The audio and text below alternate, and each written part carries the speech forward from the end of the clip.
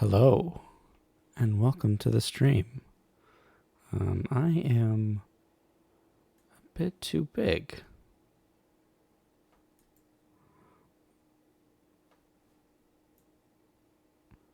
There we go. Much better. Hello everyone. Welcome to the stream. Hello, LexiCat. How's it going? Today is a special day for me, because it is my first time branching out of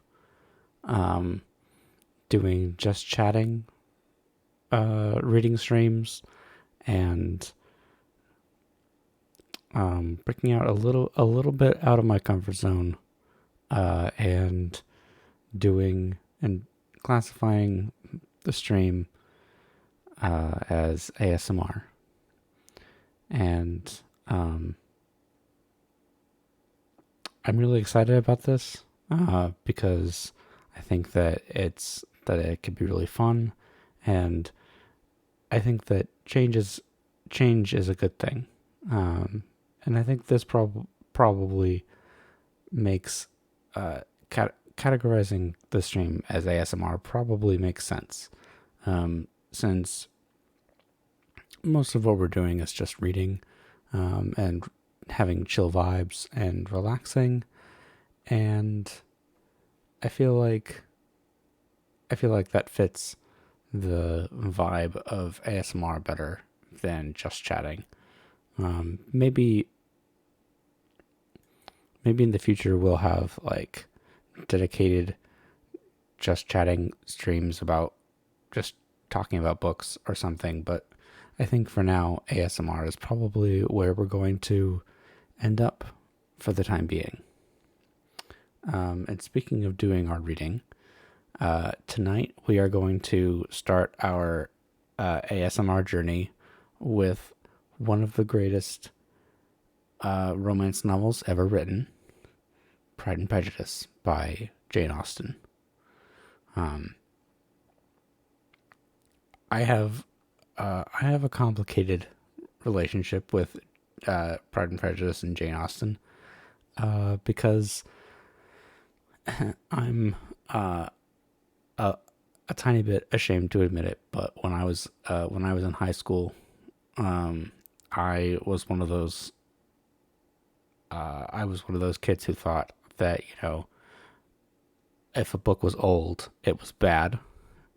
And when my friends told me that I had to read Pride and Prejudice because it was a good book, one of my friends in college told me that I had to read Pride and Prejudice, I was like, ew, gross.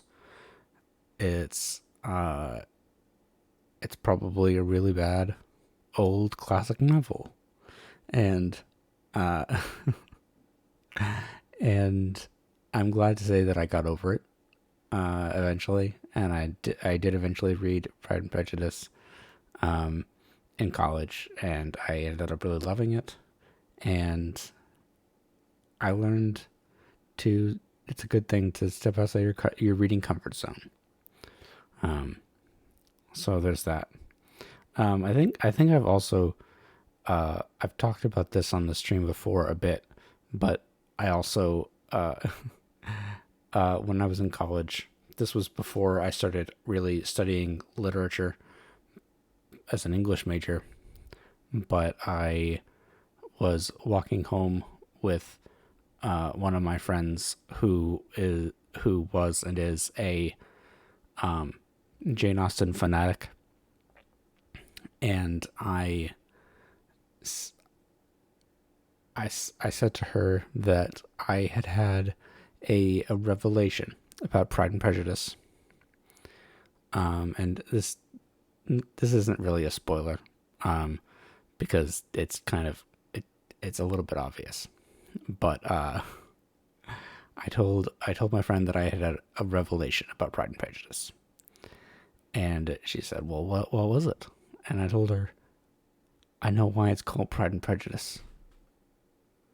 He's pride, and she's prejudiced against him. And she turned to me and was like, "It took you this long to figure it out?" And I was embarrassed because it had taken me months to figure that out. But anyway, okay. I'm just rambling. So yeah, I think that it's best if we get started. So I hope that you guys are ready to relax and enjoy the reading, and we will get started.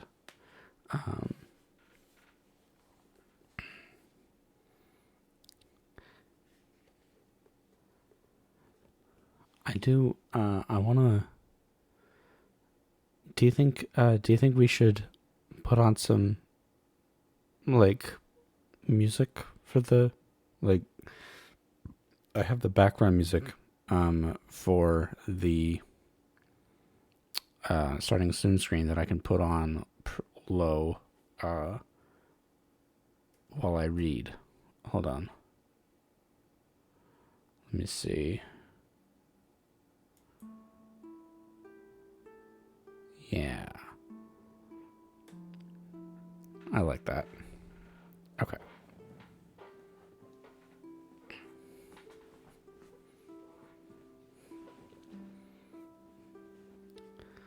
Okay. Let's begin.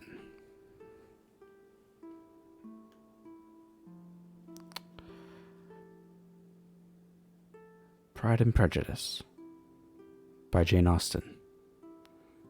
A novel in 3 volumes. Volume 1. Chapter 1. It is a truth universally acknowledged that a single man in possession of a good fortune must be in want of a wife. Thank you, Tavern in the Forest, for the Hydrate Redeem.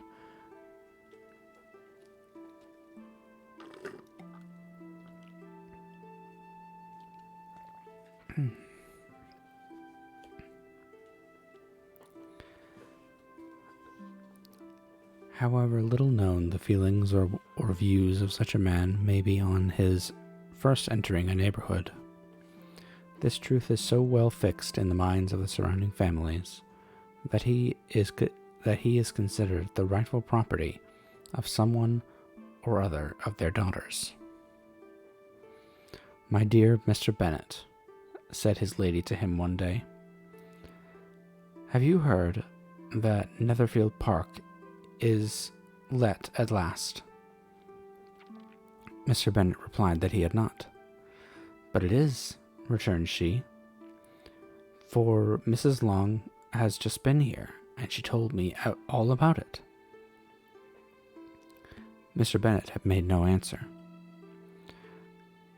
"Do you not want to know who has taken it?" cried his wife impatiently. "You want to tell me, and I have no objection to hearing it." This was invitation enough. "Why, my dear, you must know. Mrs. Long says that Netherfield is taken by a young man of a large fortune from the north of England. That he came down on Monday in a chaise and four to see the place, and so was delighted, and was so much delighted with it that he agreed with Mr. Morris immediately that he is to take possession before Michaelmas, and some of his servants are to be in the house by the end of next week." "What is his name?" "Bingley. Is he married or single?" "Oh, single, my dear, to be sure. A single man of a large fortune, 4,000 or 5,000 a year. What a fine thing for our girls." "How so? How can it affect them?" "My dear Mr. Bennet," replied his wife, How can you be so tiresome? You must know that I am thinking of his marrying one of them. Is that his design in settling here? Design? Nonsense. How can you talk so? But it is very likely that he may fall in love with one of them, and therefore you must visit him as soon as he comes.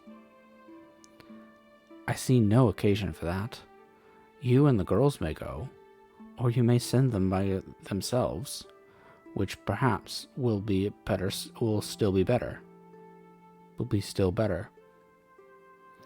For as you are as handsome as any of them, Mr. Bingley might like you the best of the party.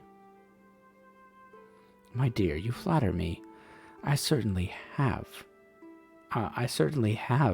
had my share of beauty, but I do not pretend to be anything extraordinary now. When a woman has 5 grown-up daughters, she ought to give over thinking of her own beauty. In such cases, a woman has not often much beauty to think of. But dear, you must indeed go and see Mr. Bingley when he comes into the neighborhood. It is more than I engage for, I assure you. But consider your daughters. Only think what an establishment it would be for one of them. Sir William and Lady Lucas are determined to go, merely on that account. For in general, you know they visit no newcomers. Indeed, you must go, for it will be impossible for us to visit him if you do not. You are over scrupulous, surely. I dare say Mr. Bingley will be very glad to see you, and I will send a few lines by you to assure him of my hearty consent to his marrying whichever he chooses of the girls. Though I must throw in a good word for my little Lizzie. I desire you will do no such thing. Lizzie is not a bit better than the others, and I am sure that she is not half so handsome as Jane, nor half so good-humored as Lydia. But you are always giving her the preference. They have none of them much to recommend them, replied he. They are all silly and ignorant like other girls, but Lizzie has something more of quickness than her sisters. Mr. Bennet, how can you abuse your own children in such a way? You take delight in vexing me. You have no compassion on my poor nerves. You mistake me, my dear. I have a high respect for your nerves. They are my old friends.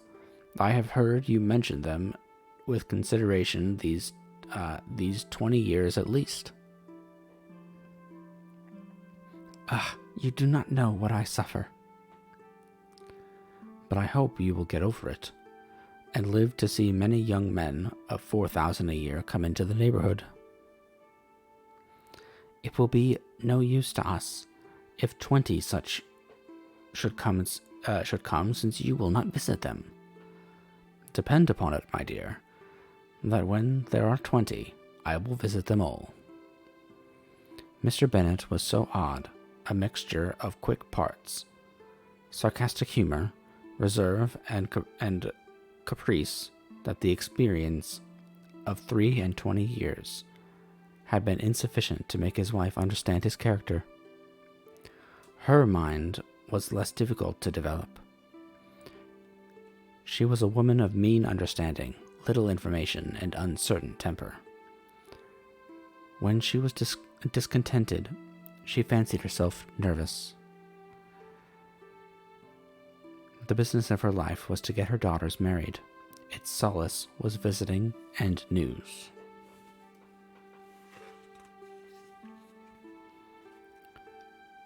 Chapter 2.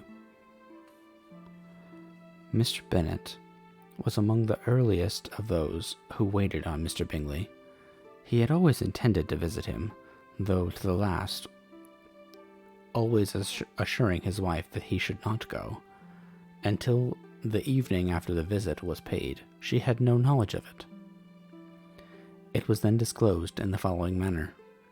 Observing his second daughter employed in trimming a hat, he suddenly addressed her with, "I hope Mr. Bingley will like it, Lizzie." "We are not in a way to know what Mr. Bingley likes," said her mother resentfully, "since we are not to visit."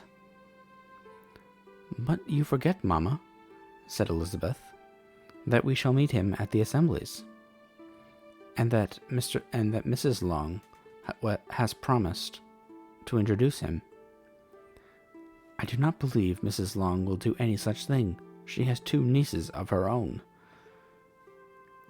She is a selfish, hypocritical woman, and I have no opinion of her." "No more have I," said Mr. Bennet, "and I am glad to find that you do not depend on her serving you." Mrs. Bennet deigned not to make her any reply, but unable to contain herself, began scolding one of her daughters. "Don't keep coughing so, Kitty. For heaven's sake, have a little compassion on my nerves. You tear them to pieces. "Kitty has no discretion in her coughs," said her father. "She times them ill." "I do not cough for my own amusement," replied Kitty fretfully. "When is your next ball to be, Lizzie?" Tomorrow fortnight." "Aye, so it is," cried her mother. "And Mrs. Long does not come back till the day before, so it will be impossible for her to introduce him, for she will not know him herself." "Then, my dear, you may have the advantage of your friend, and introduce Mr. Bingley to her." "Impossible, Mr. Bennet, impossible. When I am not acquainted with him myself. How can you be so teasing?" "I honor your circumspection. A fortnight's acquaintance is certainly very little. One cannot know what a man really is by the end of a fortnight. But if we do not venture, somebody else will. And after all, Mrs. Long and her nieces must stand their chance, and therefore, as she will think it an act of kindness, if you decline the office, I will take it on myself." The girls stared at their father. Mrs. Bennet said only, "Nonsense, nonsense." "What can be the meaning of that emphatic exclamation?" cried he. "Do you consider the forms of introduction and the stress that is laid on them as nonsense? I cannot quite agree with you there. What say you, Mary?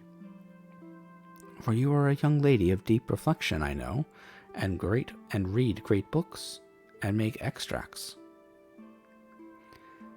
Mary wished to say something very sensible, but knew not how.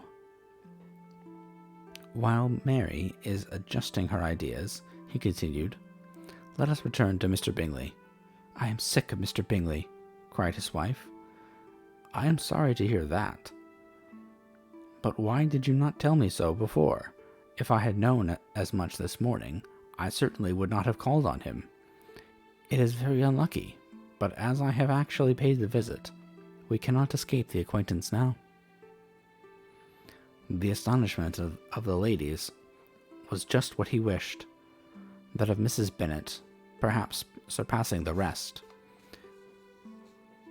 Though when the first tumult of joy was over, she began to declare that it was what she had expected all the while. "How good it was in you, my dear Mr. Bennet, but I knew I should persuade you at last. I was sure you loved your girls too well to neglect such an acquaintance. Well, how pleased I am. And it is such a good joke, too, that you should have gone this morning and never said a word about it until now." "Now, Kitty, you may cough as much as you choose. said Mr. Bennet. And as he spoke, he left the room, fatigued with the raptures of his wife. "What an excellent father you have, girls," said Mrs. Bennet, when the door was shut. "I do not know how you will ever make him amends for his kindness, or me either, for that matter. At our time in life, it is not so pleasant, I can tell you, to be making new acquaintance every day. But for your sakes, we would do anything. Lydia, my dear, though you are the youngest, I dare say Mr. Bingley will dance with you at the next ball." "Oh," said Lydia stoutly, "I am not afraid, for though I am the youngest, I'm the tallest." The rest of the evening was spent in conjecturing how soon he would return Mr. Bennet's visit, and determining when they should ask him to dinner.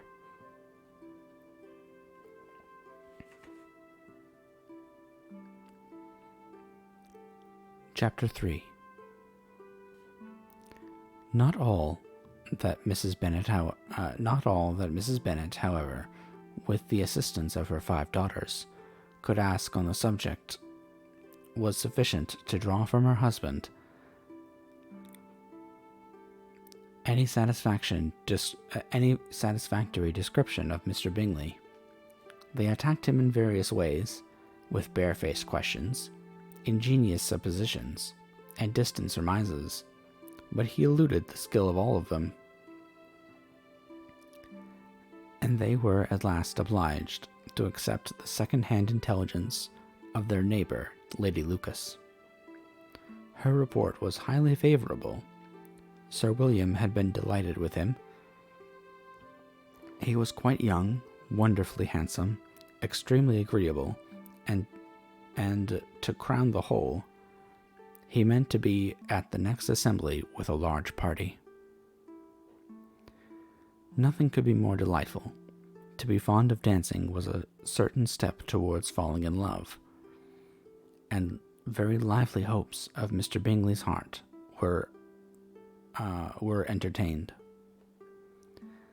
If I can but see one of my daughters happily settled at Netherfield," said Mrs. Bennet to her husband, "and all the others equally well married, I shall have nothing more to wish for." In a few days, Mr. Bingley returned Mr. Bennet's visit, and sat about 10 minutes with him in his library. He entertained hopes of being admitted to a sight of the young ladies, of whose beauty he had heard much, but he saw only the father. The ladies were somewhat more fortunate, for they had the advantage of ascertaining from an upper window that he wore a blue coat and rode a black horse. An invitation to dinner was soon afterwards dispatched, and already had Mrs. Bennet planned the courses that were to do credit to her housekeeping. Oh, thank you, Sucking Tom Cruise's Toes, for the follow. I appreciate that very much. I love your username, by the way.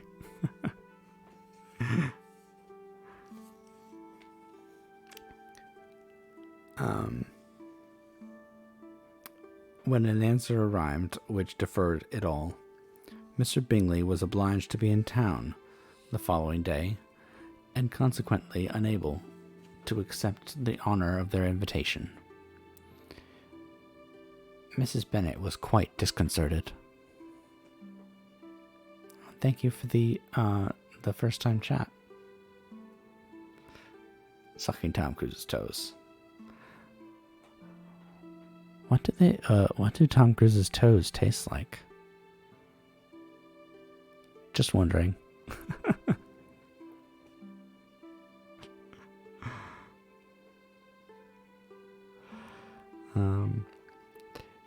She could not imagine what business he he could have in town so soon after his arrival at Hertfordshire, and she began to fear that he might be always flying about from one place to another, and never settled at Netherfield as he ought to be. Lady Lucas quieted her fears a little by starting the idea of his being gone to London, only to get a large party for the ball, and a report soon followed that Mr. Bingley was to bring 12 ladies and 7 gentlemen with him to the assembly. The girls grieved over such a number of ladies, but were comforted the day before the ball by hearing that instead of 12, he had only brought 6 with him from London, his 5 sisters and a cousin.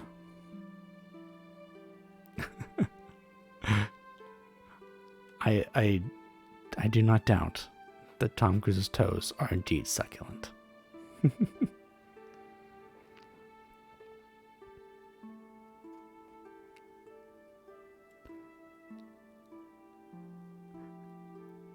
And when the party entered the assembly room, it consisted of only 5 altogether. Mr. Bingley, his two sisters, the husband of the eldest, and another young man. Mr. Bingley was good-looking and gentlemanlike. He had a pleasant countenance and easy, unaffected manners. His sisters were fine women, with an air of decided fashion. His brother-in-law, Mr. Hurst, merely looked the gentleman, but his friend, Mr. Darcy, soon drew the attention of the room by his fine, tall person, handsome features, noble mien,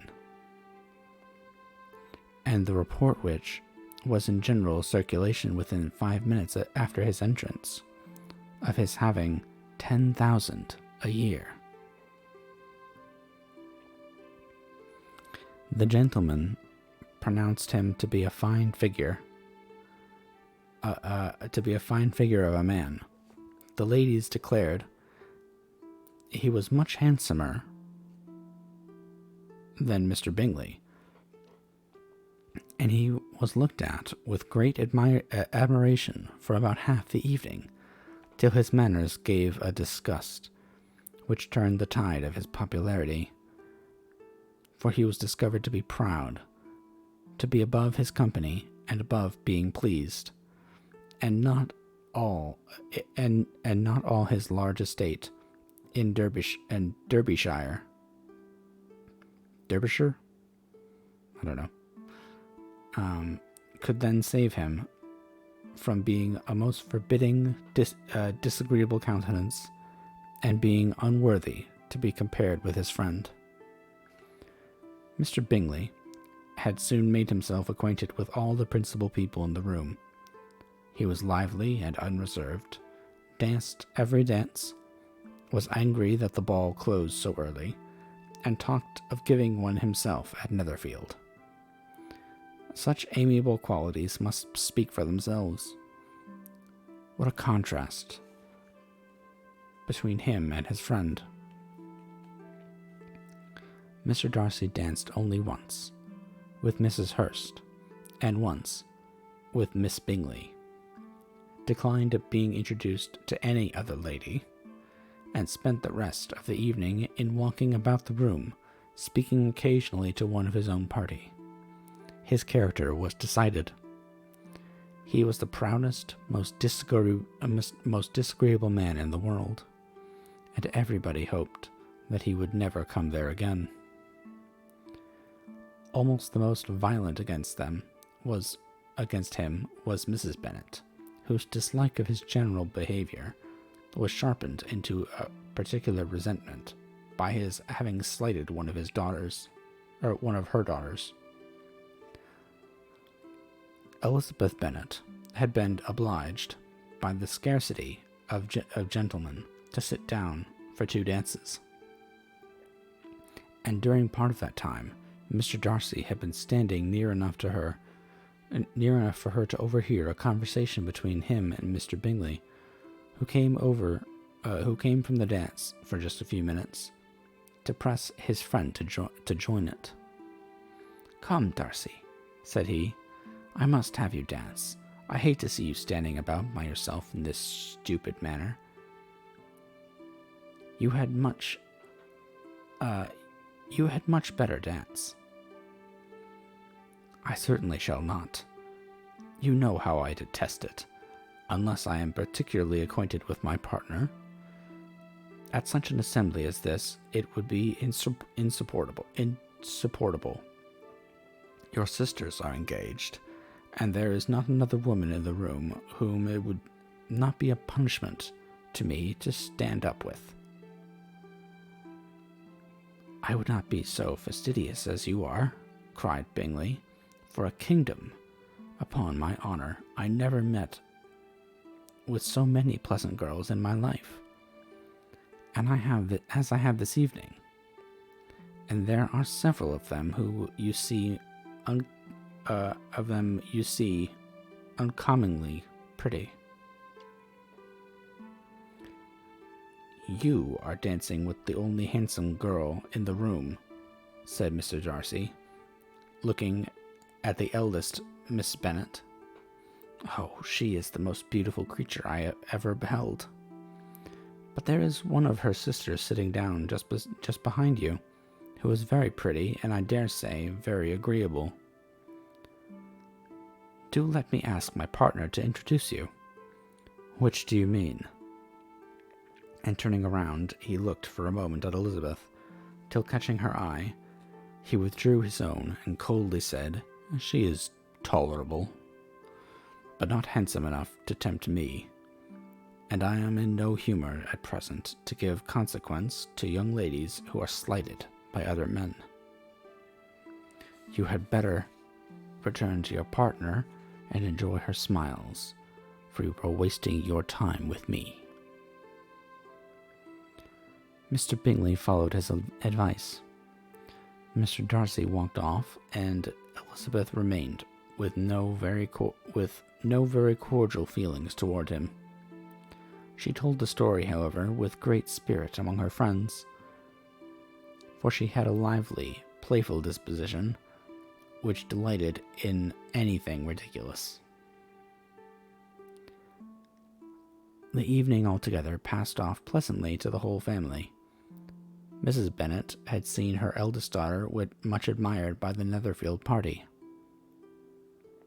Mr. Bingley had danced with her twice, and she had been distinguished by his sisters. Jane was as much gratified by this as her mother could be, though in a quieter way. Elizabeth felt Jane's pleasure. Mary had heard herself mentioned to Miss Bingley as the most accomplished girl in the neighborhood, and Catherine and Lydia had been fortunate enough to never be without partners, which was all that they had yet learnt to care for at a ball. They returned, therefore, in good spirits to Longbourn, the village where they lived, and of which they were the principal inhabitants. They found Mr. Bennet still up. With a book, he was regardless of time, and on the present occasion he had a good deal of curiosity as to the event of an evening which had raised such splendid expectations. He had rather hoped that all his wife's views on the stranger would be disappointed, but he soon found that he had a very different story to hear. "Oh, my dear Mr. Bennet," she said as she entered the room, "we have had the most delightful evening, a most excellent ball. I wish you had been there. Jane was so admired, nothing could be like it. Everybody said how well she looked, and Mr. Bingley thought her quite beautiful, and danced with her twice. And she was the only creature in the room that he asked a second time. First of all, he asked Miss Lucas. I was so vexed to see him stand up with her, but, however, he did not admire her at all. Indeed, nobody can, you know, and he seemed quite struck with Jane as she was going down with the dance. So he inquired who she was and got introduced, and asked her for the two next. Then the two third. He danced with Miss King, and the two fourth with Maria Lucas, and the two fifth with Jane again, and the two sixth with Lizzie, and the Bollinger. If he had any compassion for me, cried her husband impatiently, he would not have danced half so much. For God's sake, say no more of his partners. Oh, that he had sprained his ankle in the first dance. Oh, my dear, continued Mrs. Bennet, I am quite delighted with him. He is so excessively handsome, and his sisters are charming women. I never in my life saw anything more elegant than their dresses. I dare say the lace upon Mrs. Hurst's gown. Here she was interrupted again. Mr. Bennet protested against any description of finery. She was therefore obliged to seek another branch of the subject, and related with much bitterness of spirit and some exaggeration the shocking rudeness of Mr. Darcy. But I can assure you, she added, that Lizzie does not lose much by not suiting his fancy, for he is a most disagreeable, horrid man, not at all worth pleasing. So high and so conceited that there was no enduring him. He walked here and walked there, fancying himself so great, not handsome enough to dance with. I wish you had been there, my dear, to have given him one of your set downs. I quite detest that man.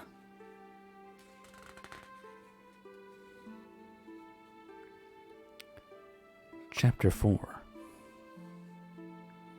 When Jane and Elizabeth were alone, the former, who had been cautious in her praise of Mr. Bingley before, expressed to her sister how very much she admired him.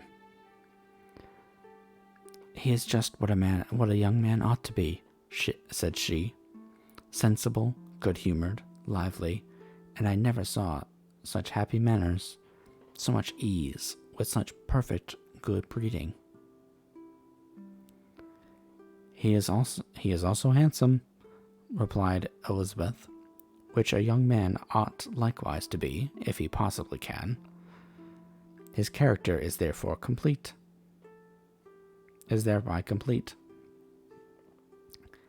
I was very much flattered by his asking me to dance a second time. I did not expect such a compliment. Did not you?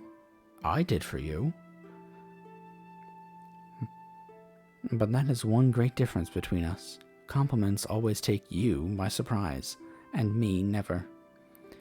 What could be more natural than his asking you again? He could not help seeing that you were about 5 times as pretty as every other woman in the room. No thanks to his gallantry for that. Well, he certainly is very agreeable, and I give you leave to like him. You have liked many a stupider person. Dear Lizzie, oh, you are a great deal too apt, you know, to like people in general. You never see a fault in anybody. All the world are good and agreeable in your eyes. I never heard you speak ill of a human being in my life. I would not wish to be hasty in censuring anyone, but I always speak what I think. I know you do. And it is that which makes the wonder, with your good sense, to be so honestly blind to the follies and nonsense of others. Affectation of candor is common enough. One meets it everywhere, but to be candid without ostentation or design, to take the good of everybody's character and make it still better, and say nothing of the bad, belongs to you alone.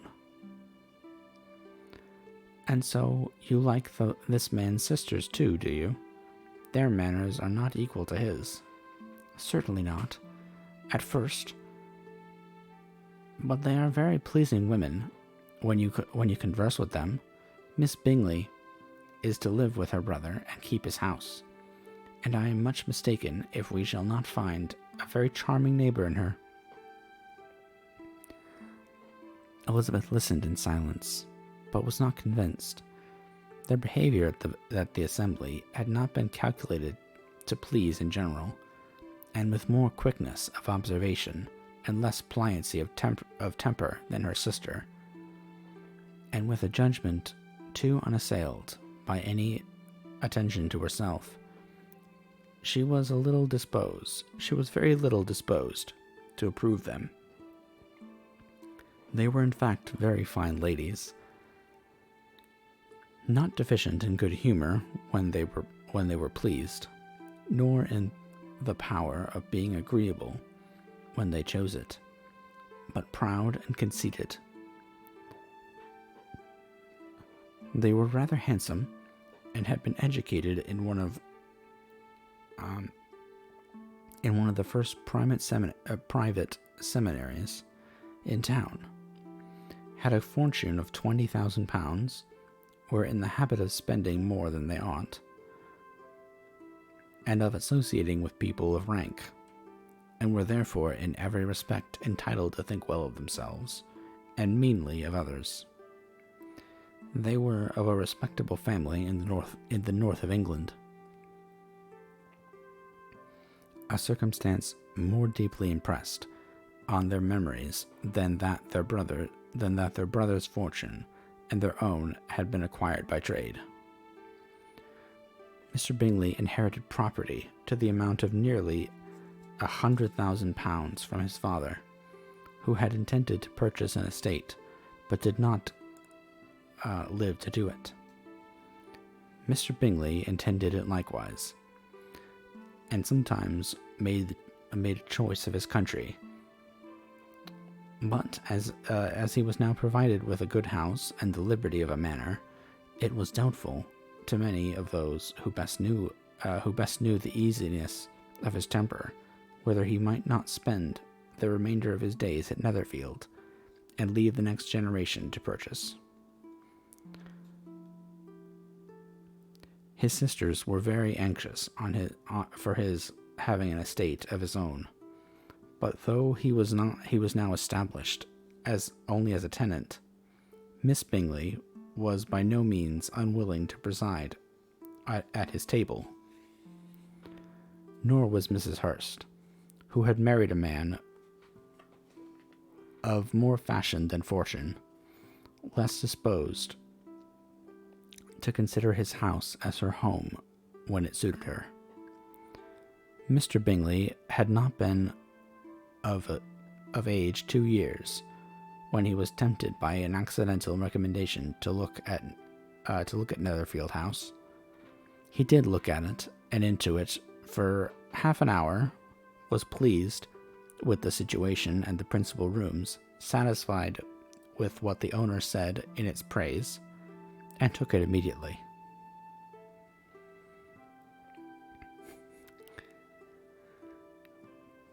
Between him and Darcy, there was a very steady friendship, in spite of a great opposition of character.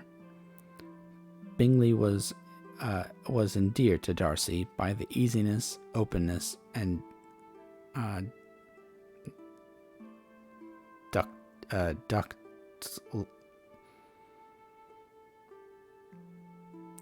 ductility of his temper. though no disposition could offer a greater contrast to his own, and though with his own, he never appeared dissatisfied.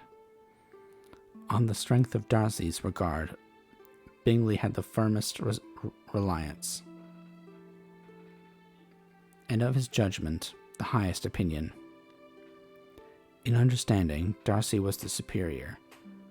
Bingley was by no means deficient, but Darcy was clever.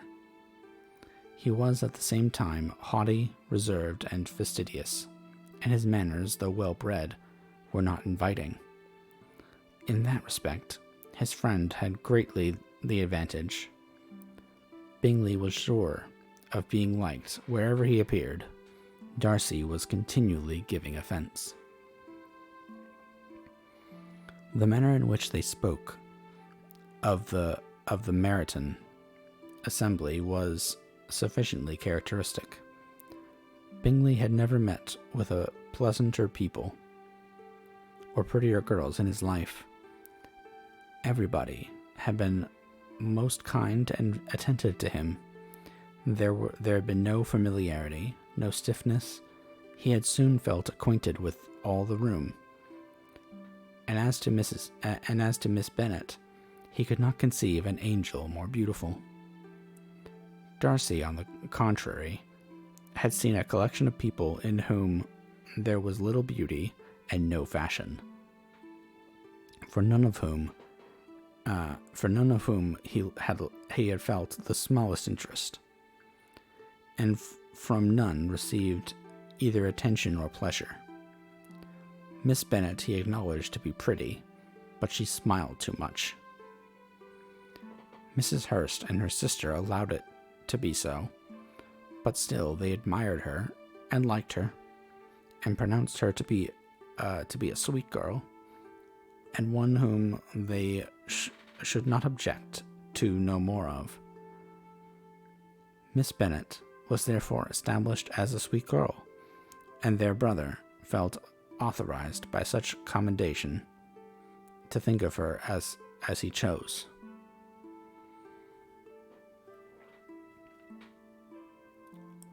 Chapter 5.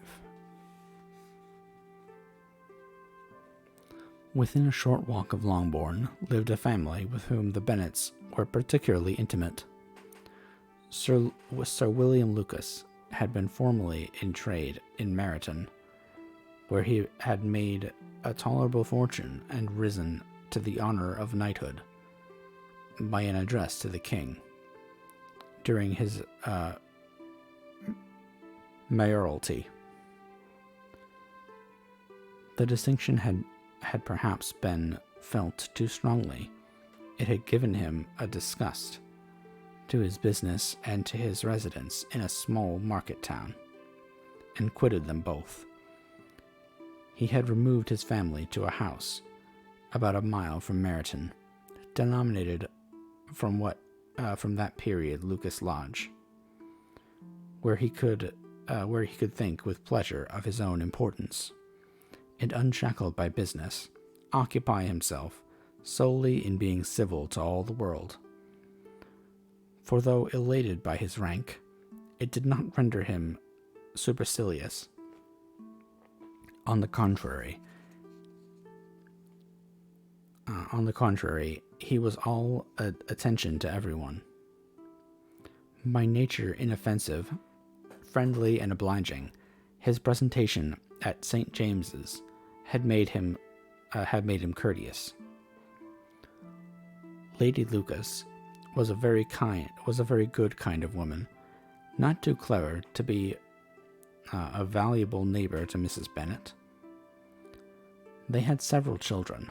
The eldest of them, a sensible, intelligent young woman, about 27, was Elizabeth's intimate friend.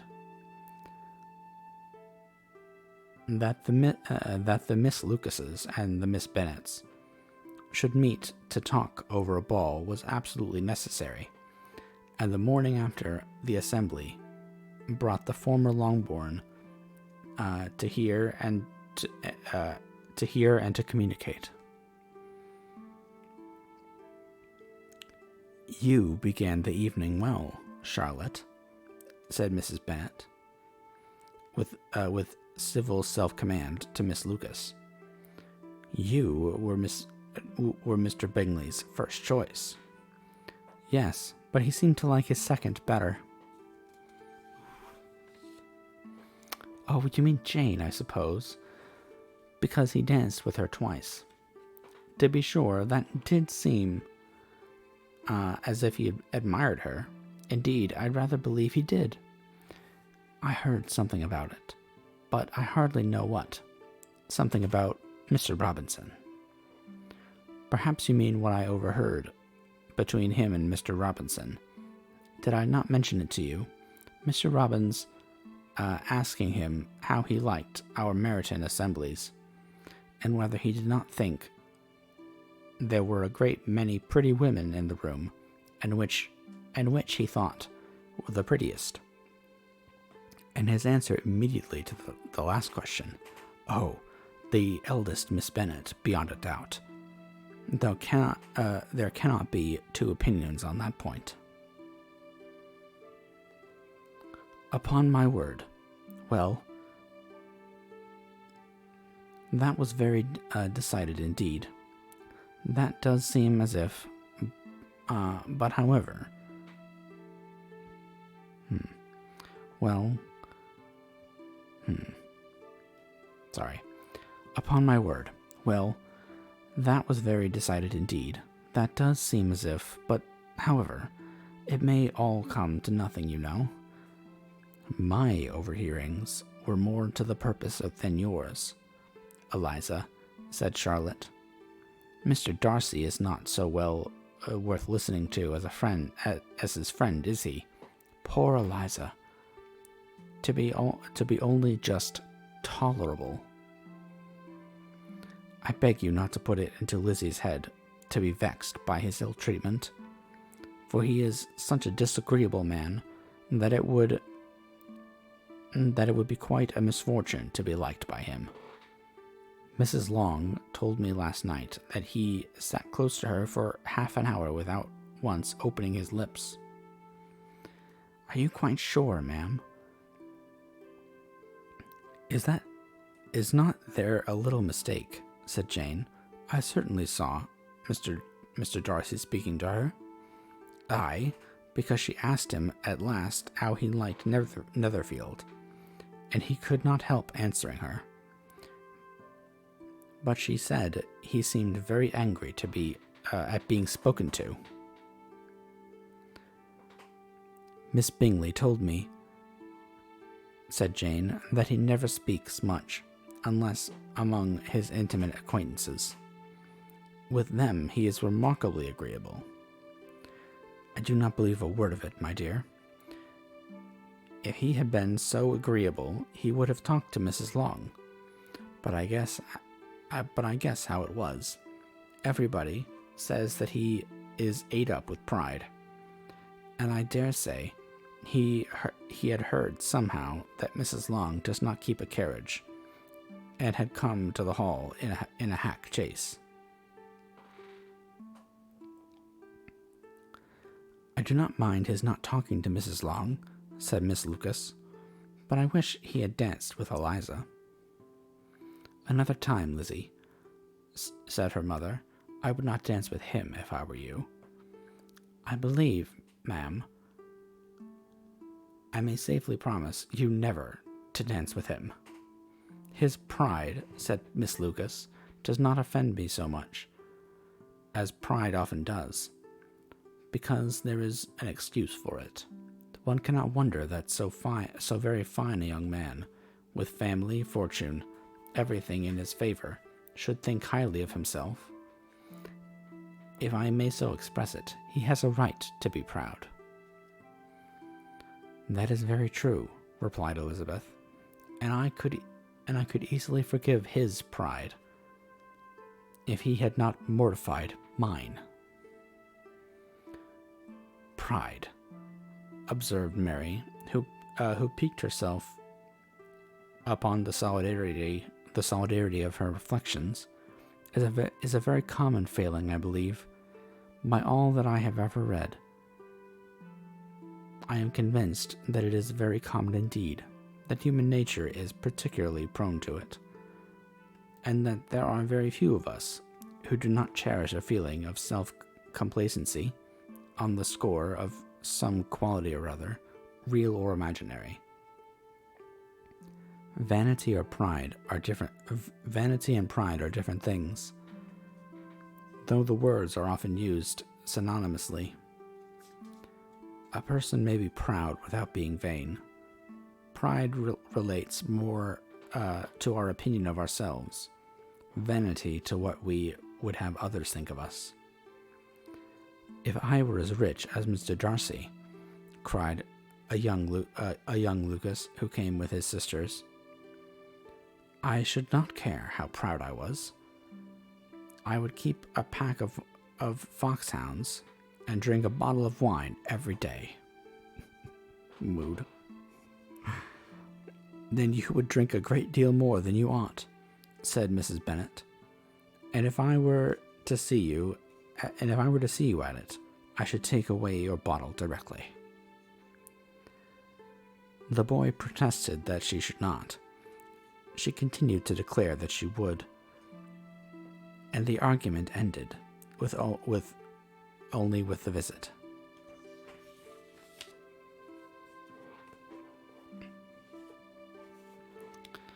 Chapter 6. The ladies of Longbourn soon waited on those of Netherfield. The visit was returned in due form. Miss Bennet's pleasing manners grew on the goodwill of Mrs. Hurst and Miss Bingley, and though the mother was found to be intolerable and the younger sisters not worth speaking to, a wish of being better acquainted with them was expressed towards the two eldest. By Jane, this attention was received with the greatest pleasure, but Elizabeth still saw superciliousness in their treatment of everybody, hardly excepting even her sister.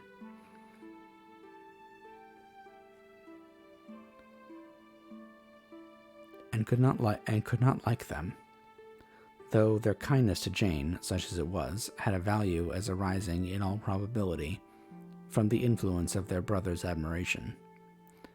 It was generally evident whenever they met that he did admire her, and to her it was equally evident that Jane was yielding to the preference which she had begun to entertain for him from the first, and was in a way to be very much in love. But she considered with pleasure that it was not likely to be discovered by the world in general. Since Jane united with great strength of feeling, a composure of temper, and a uniform cheerfulness of manner, which would guard her from the suspicions of the impertinent. She mentioned this to her friend, Miss Lucas. It may perhaps be pleasant, replied Charlotte, to be able to impose on the public in such a case, but it is sometimes a disadvantage to be so very guarded. If a woman conceals her affection with the same skill from the object of it, she may lose the opportunity of fixing him, and it will then be but poor consolation to believe the world equally in the dark. There is so much of gratitude or vanity in almost every attachment that it is not safe to leave any to itself. We can all begin freely. A slight preference is natural enough, but there are very few of us who have heart enough to be really in love without encouragement. In 9 cases out of 10, a woman had better show more affection than she feels. Bingley likes your sister undoubtedly, but he may never do more than like her if she does not help him on.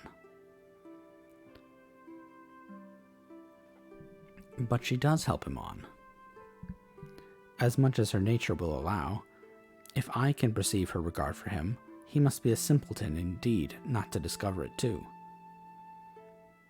Remember, Eliza, that he does not know Jane's disposition as you do. But if a woman is partial to a man, and does not endeavor to conceal it, he must find it out. Perhaps he must, if he sees her enough, but though Bingley and Jane meet tolerably often, it is never for many hours together, and as they always see each other in large mixed parties, it is impossible that every moment should be employed in conversing together. Jane should therefore make the most of every hour in which she can command his attention. When she is secure of him, there will be leisure for falling in love as much as she chooses. Your plan is a good one, replied Elizabeth, where nothing is in question but the desire of being well married. And if I were determined to get a rich husband, or any husband, I dare say I should adopt it. But these are not Jane's feelings. She is not acting by design. As yet, she cannot even be certain of the degree of her own regard, nor of its reasonableness. She has known him only a fortnight. She danced 4 dances with him at Meryton. She saw him one morning at his own home, and has since dined in company with him 4 times. This is quite enough to make her understand his character. Not as you represent it. Had she merely dined with him, she might only have discovered whether he had a good appetite.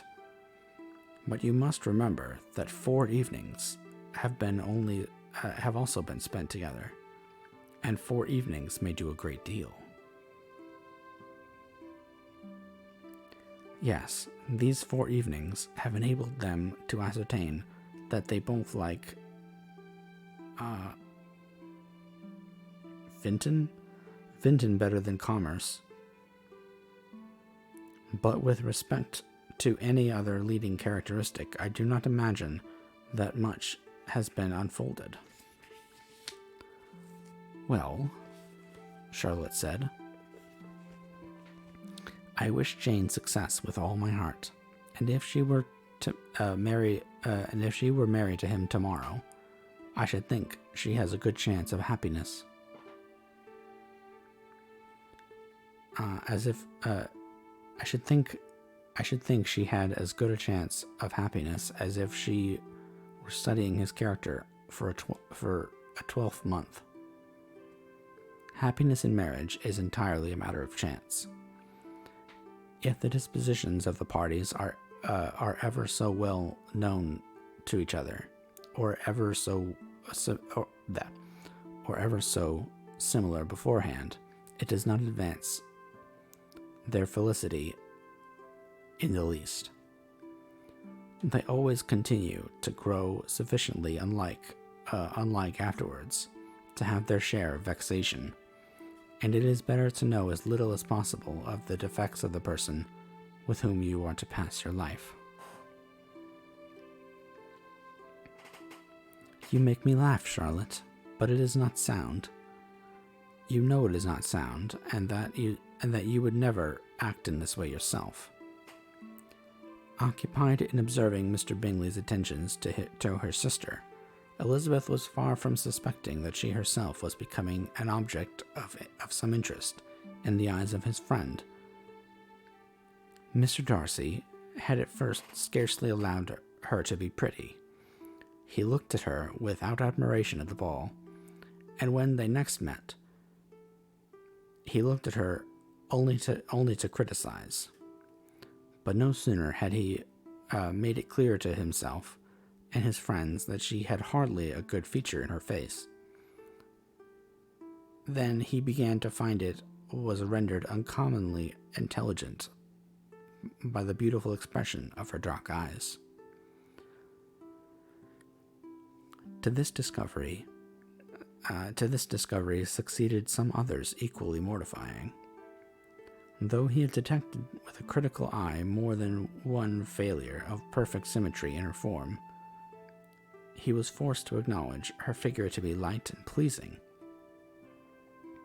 And in spite of his ascertaining, and in spite of his asserting that her manners were not those of the fashionable world, he was caught by their easy playfulness. Of this she was perfectly unaware. To her he was the only man who made himself agreeable nowhere, and who had not thought her handsome enough to dance with.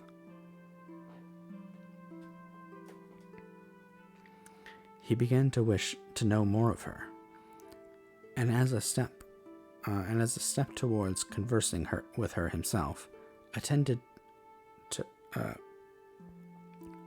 her conversation with others. His doing so drew her notice. It was at Sir William Lucas's, where a large party were assembled. "But what does Mr. Darcy mean," said she to Charlotte, "by listening to my conversation with Colonel Forster?" "That is a question which Mr. Darcy alone can answer. But if he does it any more, I shall certainly let him know that I see what he is about. He has a very satirical eye, and if I do not begin by being impertinent myself, I shall grow afraid of him." On his approaching them soon afterwards, though without seeming to have any intention of speaking, Miss Lucas defied her friend to mention such a subject to him, which immediately provoking Elizabeth to do it, she turned to him and said, "Did not you think, Mr. Darcy, that I expressed myself uncommonly well just now, when I was teasing Colonel Forster to give us a ball at Meryton?" "With great energy, but it is a subject which always makes a lady energetic. You are severe on us. It will be her turn to be soon to be teased," said Miss Lucas. "I am going to open the instrument, Eliza, and you know what follows." "You are a very strange creature by way of a friend, always wanting me to play and sing before anybody and everybody. If my vanity had taken a musical turn, you would have been invaluable, but as it is, I would rather not sit down before those who must be in the habit of hearing the very best performers." On Miss Lucas's persevering, however, she added, "Very well, if it must be so, it must." And gravely glancing at Mr. Darcy, "There is a fine old saying, which everybody here is of course familiar with, 'Keep your breath to cool your porridge,' and I shall keep mine to swell my song." Her performance was pleasing, though by no means capital. After a song or two, and before she could reply to the entreaties of several that she would sing again, she eagerly succeeded at the instrument. By her sister Mary, who, having, in consequence of being the only plain one in the family, worked hard for knowledge and accomplishments, was always impatient for display.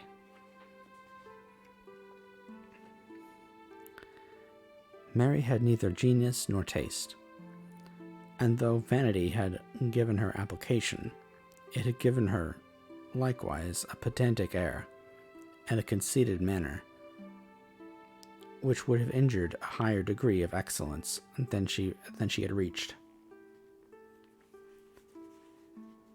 Elizabeth, easy and unaffected, had been listened to with much more pleasure, though not playing half so well, and Mary, at the end of the long concerto, was glad to purchase praise and gratitude by Scotch and Irish airs.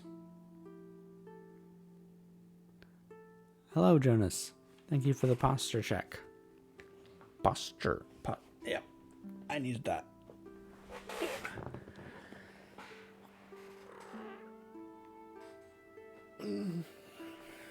Big stretch. How are you, Jonas? Having fun playing your guitar?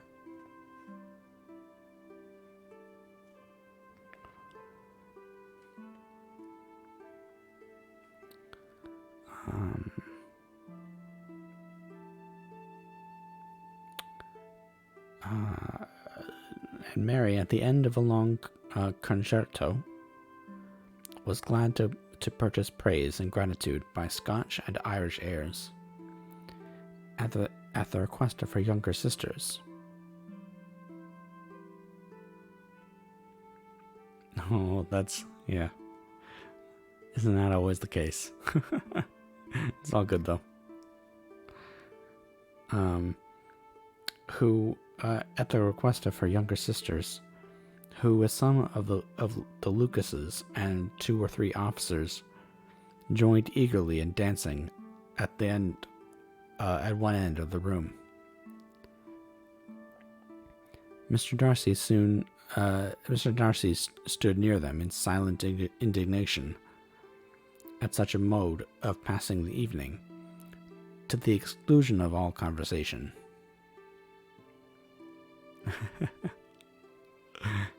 Yeah, no CR tonight. Oh well.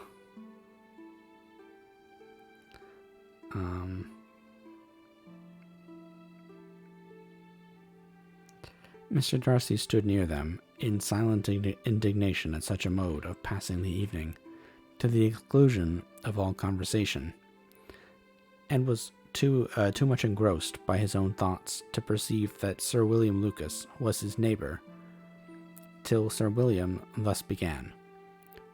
What a charming amusement for young people this is, Mr. Darcy. There is nothing like dancing after all. I consider it as one of the first refinements of polished societies.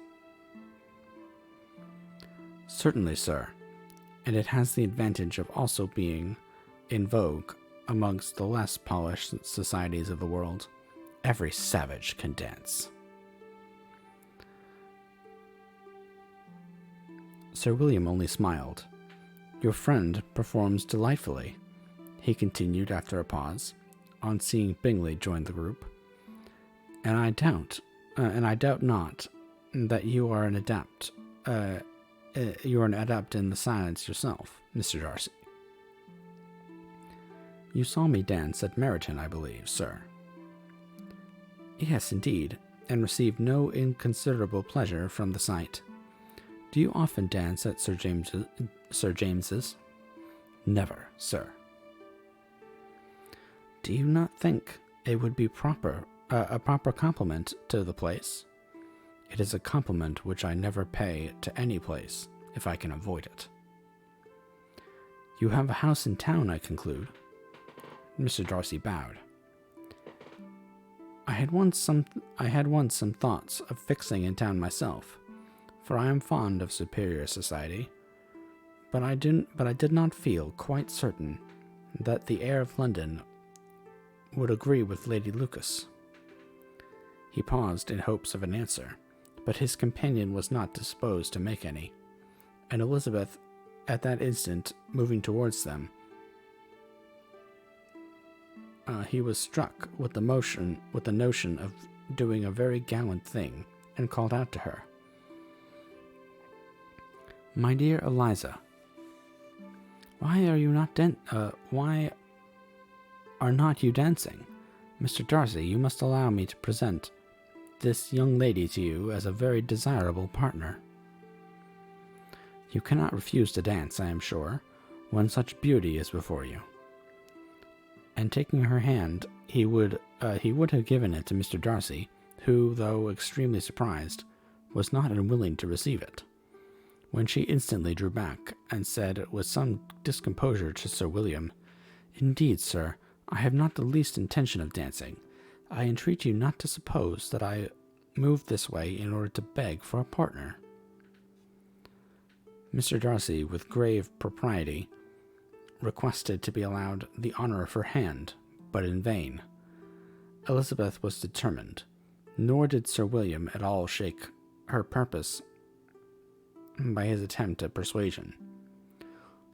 "You excel so much in the dance, Miss Eliza, that it is cruel to deny me the happiness of seeing you.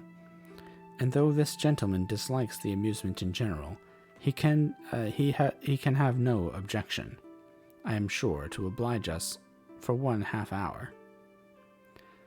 Mr. Darcy is all politeness," said Elizabeth, smiling. "He is indeed, but considering the inducement, my dear Miss Eliza, we cannot wonder at his complaisance. For who would object to such a partner?" Elizabeth looked archly and turned away. Her resistance had not injured her with the gentleman, and he was thinking of her with more complacency.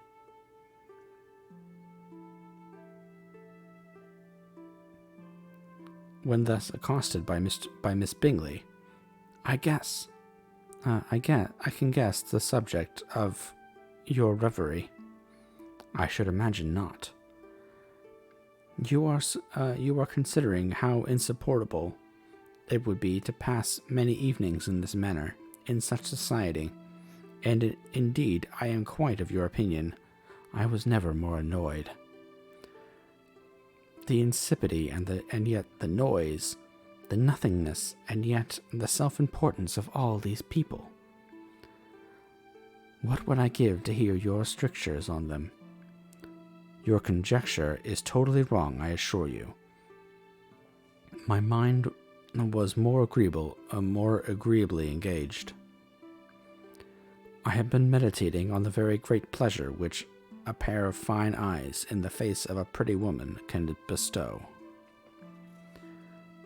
Miss Bingley immediately fixed her eyes on his face, and desired he would tell her what lady had the credit of inspiring such reflections. Mr. Darcy replied with great intrepidity, "Miss Elizabeth Bennet." "Miss Elizabeth Bennet?" repeated Miss Bingley. "I am all astonishment. How long has she been such a favourite? And pray, when am I to wish you joy?" "That is exactly the question which I expected you to ask. A lady's imagination is very rapid. It jumps from imagination to love, from love to matrimony in a moment. I knew you would be wishing me joy." "Nay, if you are so serious about it, I shall consider the matter as absolutely settled.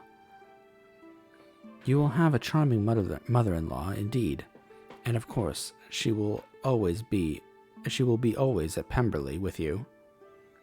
He listened to her with perfect indifference, while she chose to entertain herself in this manner, and his composure convinced her that all was safe. Her wit flowed long.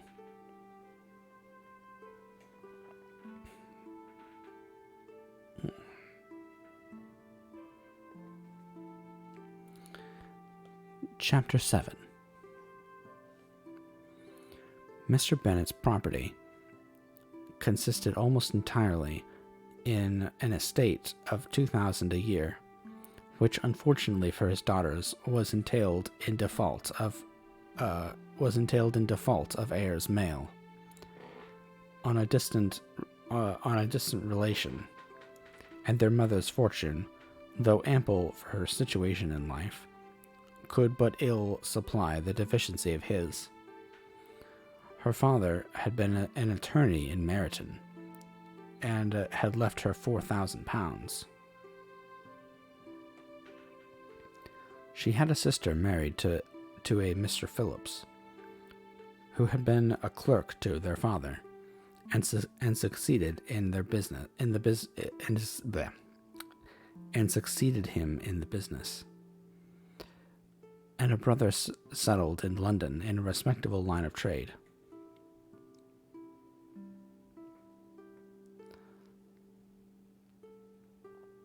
Oh, hold on. Let me pause for a second. Hey, Jonas, can you check to make sure that you can see the whole like sound alerts thing? I'm just wondering if I set it up right.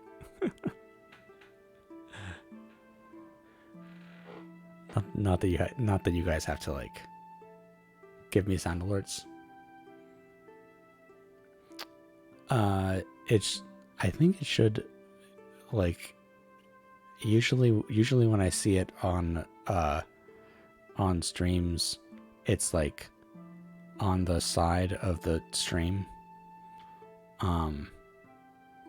Like if you hover over on the right side, it should make a pop-up come up.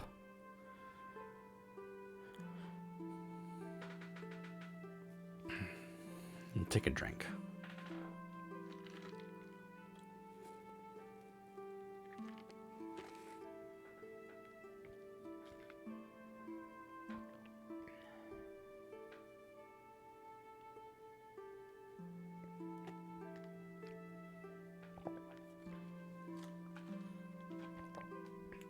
Oh, are you on mobile? I forget.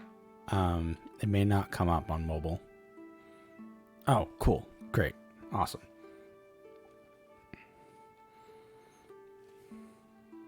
I just wanted to check to make sure that it came up and everything was set up correctly, because I am terrible at the tech. At the tech. It hates me. It hates me.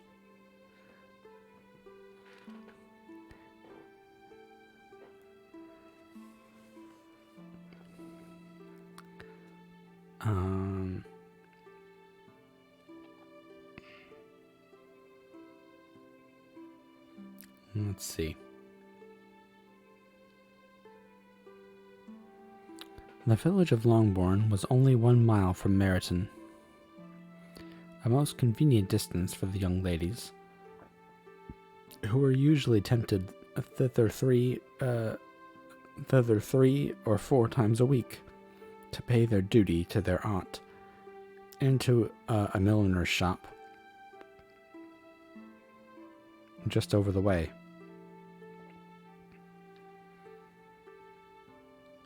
The 2 youngest of the family, Catherine and Lydia, were particularly frequent in these situations, or in these attentions.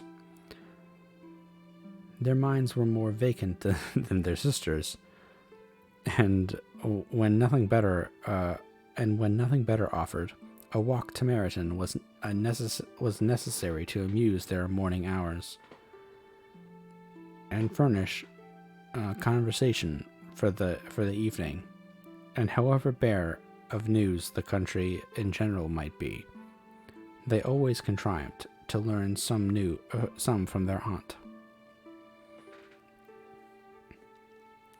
At present, indeed, they were well supplied, both with news and happiness, by the recent arrival of a militia regiment in the neighborhood, and it was to remain the whole winter, and Meryton was the headquarters. Their visits to Mrs. Phillips were now productive of the most interesting intelligence. Every day added something to their knowledge of the officers' names and connections. Their lodgings were not long a secret, and at length they began to know the officers themselves. Mr. Phillips visited them all, and this opened to his nieces a source of felicity unknown before. They could talk of nothing but officers, and Mr. Bingley's large fortune, the mention of which gave animation to their mother, was worthless in their eyes when opposed to the regimentals of an ensign. After listening one morning to their effusions on this subject, Mr. Bennet coolly observed, "From all that I can collect by your manner of talking, you must be two of the silliest girls in the country. I have suspected it some time, but I now am convinced." Mr. Bennet is so sassy, so sarcastic.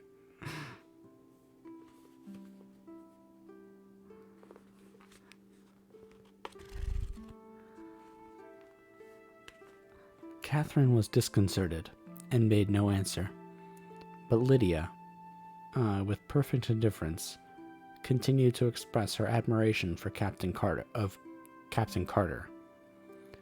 and her hope of seeing him in the course of the day, as he was going the next morning to London. "I am astonished, my dear," said Mrs. Bennet, "that you should be so ready to think your own children silly. If I wished to think slightingly of anybody's children, it should not be one of my own, however. If my children are silly, I must hope to be always sensible of it." "Yes, but as it happens, they are all of them very clever." This is the only point, I flatter myself, on which we do not agree. I had hoped that our sentiments coincided in every particular, but I must so far differ from you as to think our two youngest daughters uncommonly foolish. My dear Mr. Bennet, you must not expect such girls to have the sense of their father and mother. When they get to our age, I dare say, they will not think about officers any more than we do.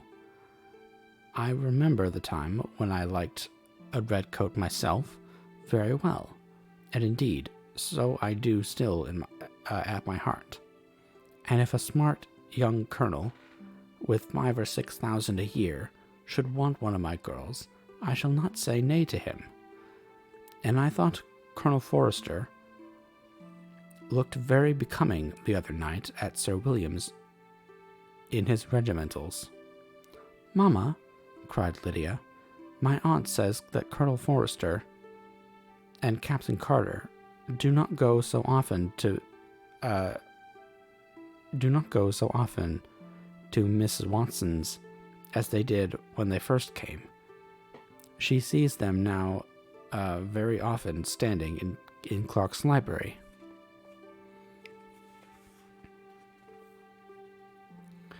Mrs. Bennet was prevented replying by the entrance of the footman with a note for Miss Bennet. It came from Netherfield, and the servant waited for an answer. Mrs. Bennet's eyes sparkled with pleasure, and she was eagerly calling out while her daughter read. "Well, Jane, who is it from? What is it about? What does he have to say?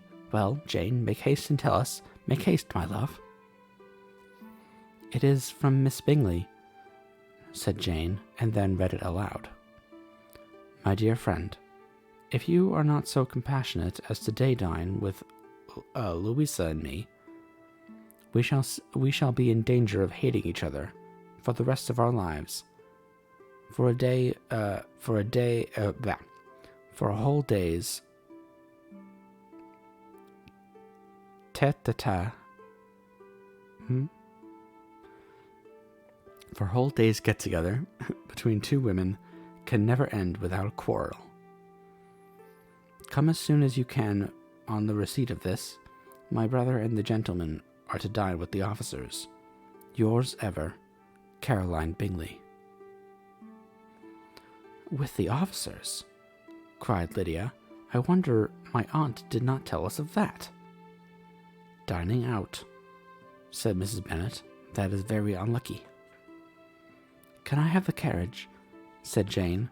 "No, my dear, you had better go on horseback. because it seems likely to rain, and then you must stay all night."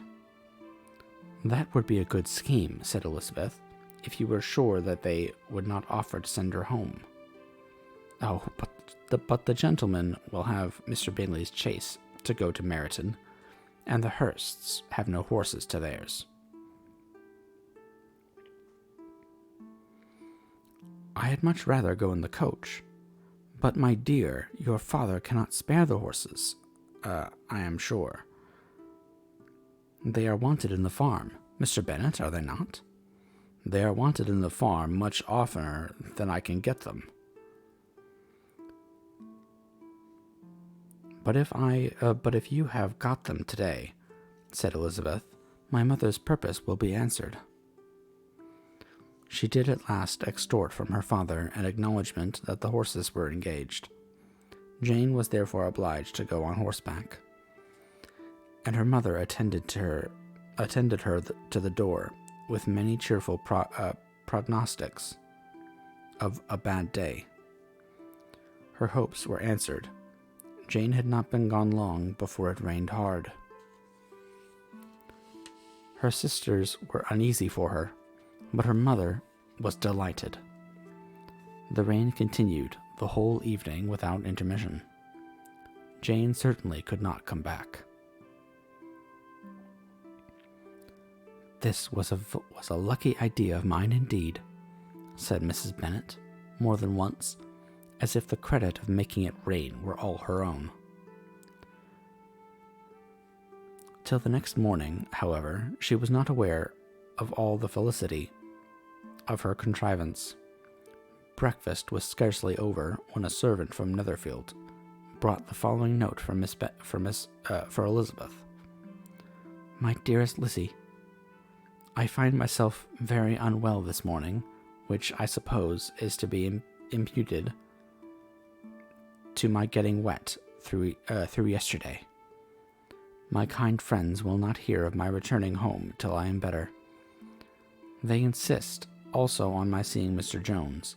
Therefore do not be alarmed if you should hear of his having been to me. And excepting a sore throat and a headache, there is not much the matter with me. Yours, Jane Bennet." "Well, my dear," said Mr. Bennet, when Elizabeth had read the note aloud, "if your daughter should have a dangerous fit of illness, if she should die, it would be a comfort to know that it was all in pursuit of Mr. Bingley, and under your orders." "Oh, I am not at all afraid of her dying. People do not die of little trifling colds."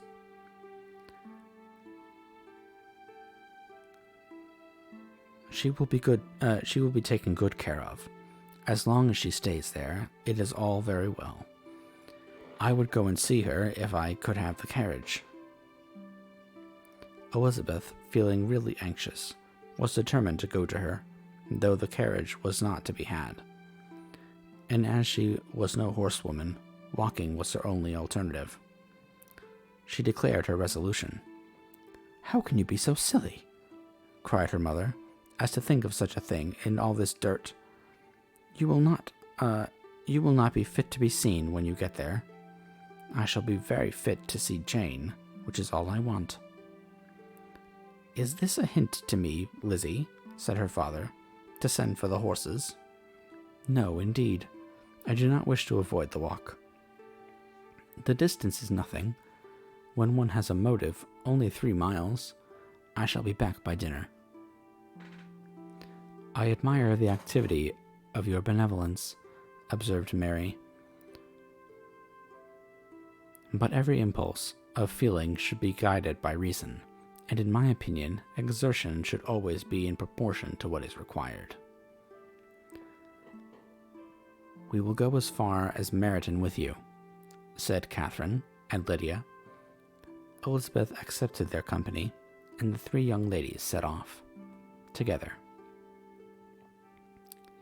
"If we make haste," said Lydia, as they walked along, Perhaps we may see something of Captain Carter before he goes. In Meryton they parted. The two youngest repaired to the lodgings of one of the officers' wives, and Elizabeth continued her walk alone, crossing field after field at a quick pace, jumping over stiles and springing over puddles with impatient activity, and finding herself at last within view of the house, with weary ankles, dirty socks, and a face glowing with the warmth of exercise. She was shown into the breakfast parlor, where all but Jane were assembled, and where her appearance created a great deal of surprise. That she should have walked 3 miles so early in the day, in such dirty weather, and by herself, was almost incredible to Mrs. Hurst and Miss Bingley, and Elizabeth was convinced that they held her in contempt for it. She was received, however, very politely by them, and in their brother's manners there was something better than politeness. There was good humor and kindness. Mr. Darcy said very little, and Mr. Hurst nothing at all. The former was divided between admiration of the brilliance which exercise had given to her complexion, and doubt as to the occasions justifying her coming so far alone.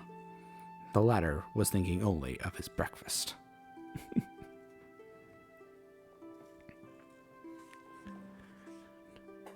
So, Mr. Darcy, William Darcy, is very smitten with her, but unfortunately for him, he has some severe social anxiety and has no idea how to talk to a woman. Sag. He's maidenless.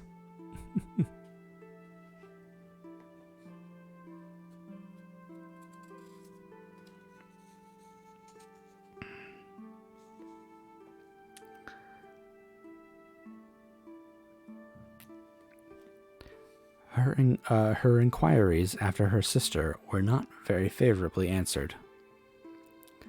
Miss Bennet had slept ill, and though up, was very feverish, and not well enough to leave her room. Elizabeth was glad to be taken to her immediately, and Jane, who had only been withheld by the fear of giving alarm and inconvenience from expressing in her note how much she longed for such a visit, was delighted at her entrance. She was not equal, however, to much conversation, and when Miss Bingley left them together, could attempt a little besides expressions of gratitude for the extraordinary kindness she was treated with. Elizabeth silently attended her. When breakfast was over, they were joined by the sisters, and Elizabeth began to like them herself when she saw how much affection and solicitude they showed for Jane. The apothecary came, and having examined his patient, said, as might be supposed, that she had caught a violent cold, and that they must endeavor to get the better of it, advised her to return to bed, and promised her some draughts. The advice was followed readily, for the feverish symptoms increased, and her head ached acutely. Elizabeth did not quit her room for a moment, nor were the other ladies often absent. The gentlemen being out, they had in fact nothing to do elsewhere. When the clock struck 3, Elizabeth felt that she must go, and very unwillingly said so. Miss Bingley offered her the carriage, and she only wanted a little pressing to accept it, when Jane testified such concern in parting with her that Miss Bingley was obliged to convert the offer of the chaise into an invitation to remain at Netherfield for the present.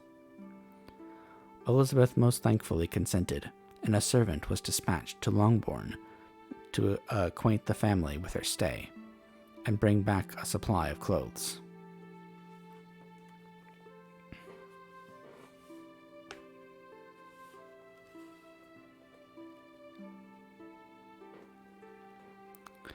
At 5 o'clock, Chapter 8. At 5 o'clock, the two ladies retired to dress, and at 6:30, Elizabeth was summoned to dinner.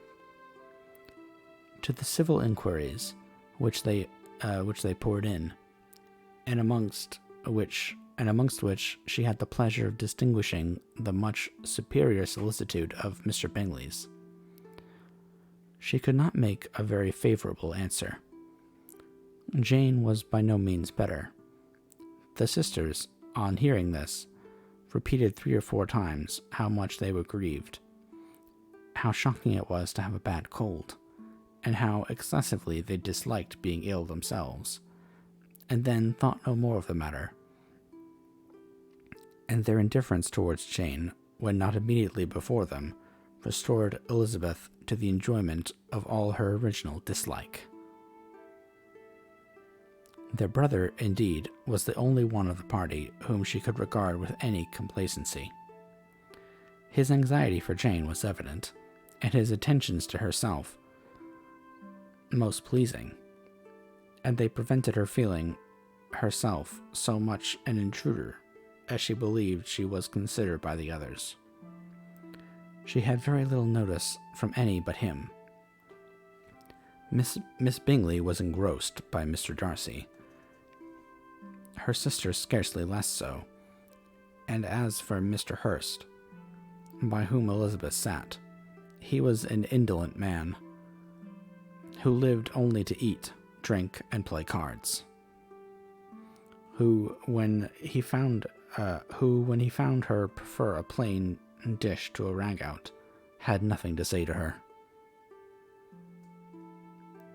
Honestly, Mr. Hurst sounded like a party. I feel like he's the best one of them.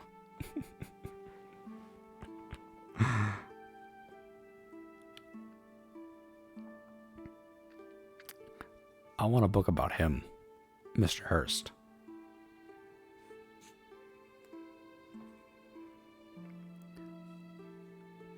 When dinner was over, she returned directly to Jane, and Miss Bingley began abusing her as soon as she was out of the room. Her manners were pronounced to be very bad indeed, a mixture of pride and impertinence.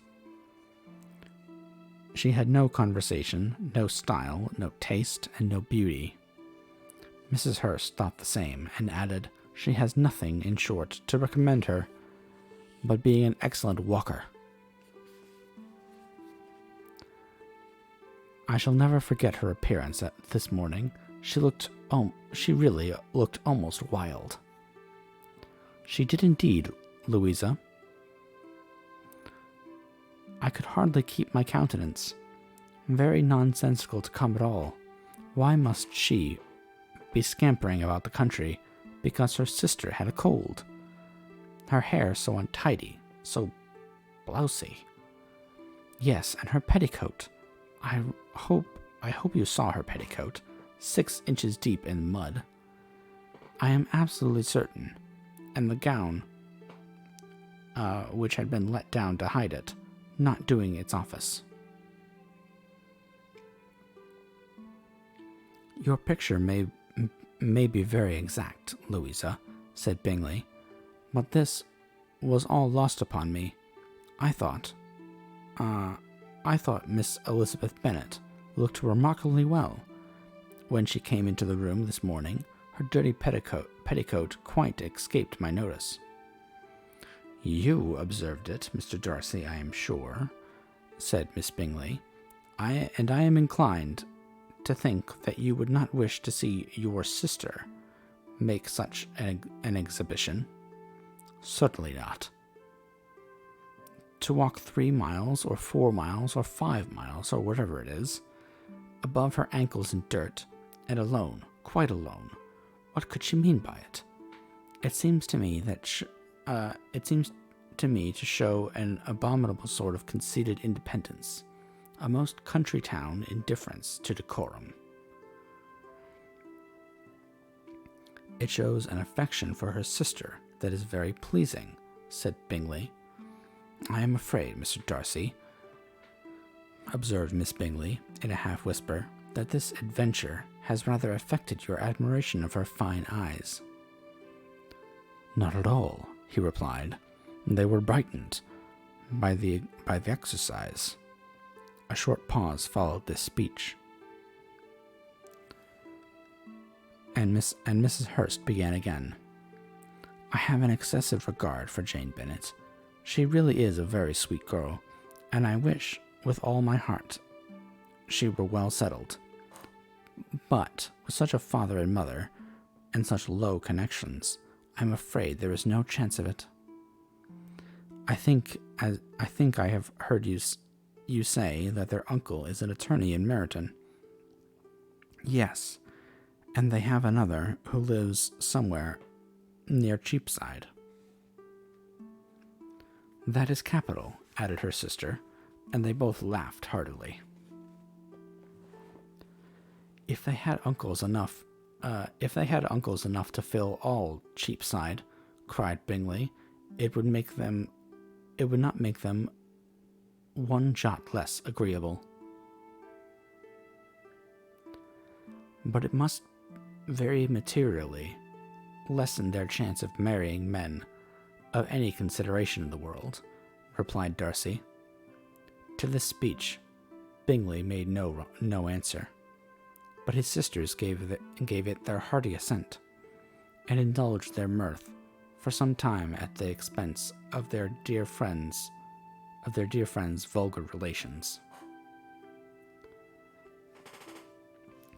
With a renewal of tenderness, however, they repaired to her room on leaving the dining parlor, and sat with her till summoned to coffee. She was still very poorly, and Elizabeth would not quit her at all, till late in the evening, when she had the comfort of seeing her sleep.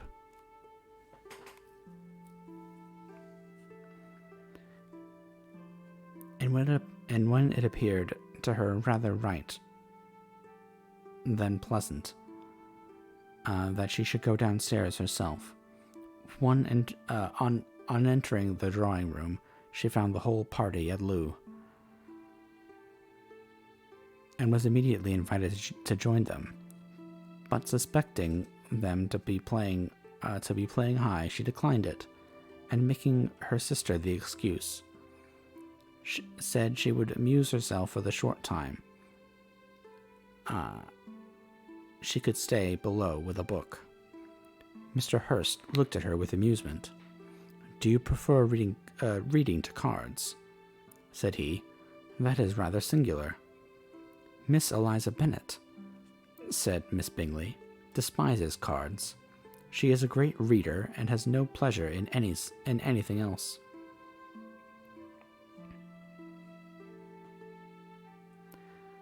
I deserve neither such praise nor such censure, cried Elizabeth. I am not a great reader, and I have pleasure in many things.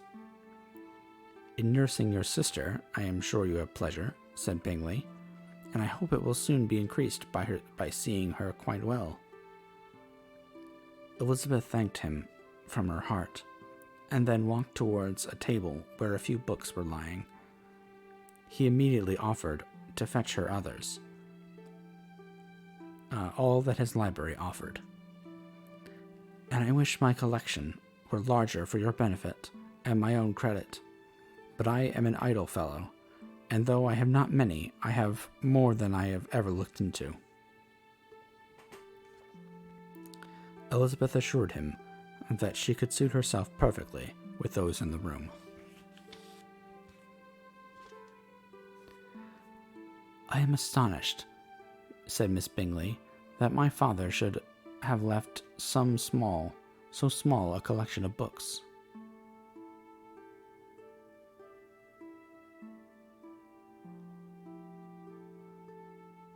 What a delightful library you have at Pemberley, Mr. Darcy.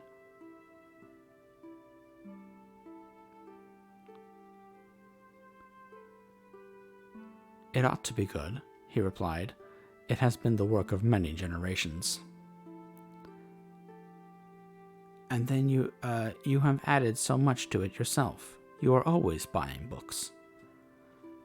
I cannot comprehend the neglect of a family library in such days as these. Neglect? I am sure you neglect nothing that can add to the beauties of that noble place. Charles, when you build your house, I wish it may be half as delightful as Pemberley.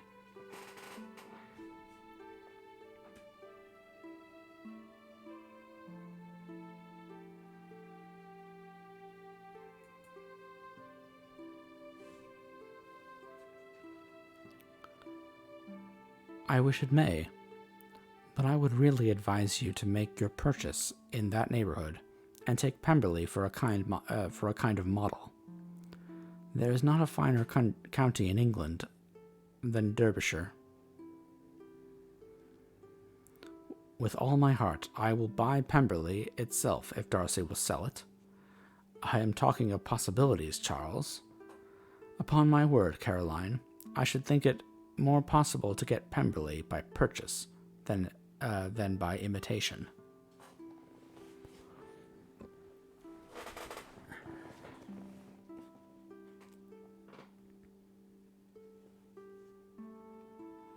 Elizabeth was so much caught by what passed as to leave her very little attention for her book, and soon laying it wholly aside, she drew near the card table and stationed herself between Mr. Bingley and his eldest sister to observe the game.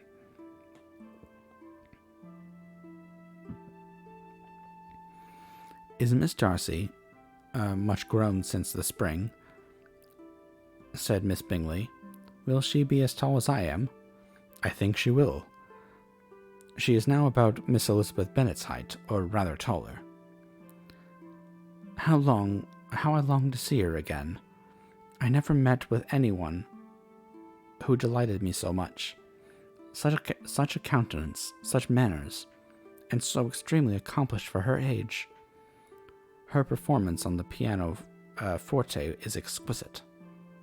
It is amazing to me, said Bingley, how young ladies can have patience to be so very accomplished, as they all are.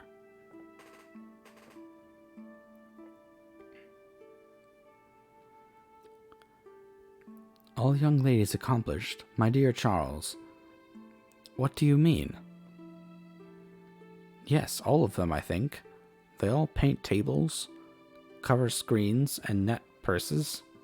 I scarcely know anyone who cannot do all of this. And I am sure I have never heard a young lady spoken of for the first time without being informed that she was very accomplished. Do your list of the common extents of accomplishments, said Darcy, has too much truth.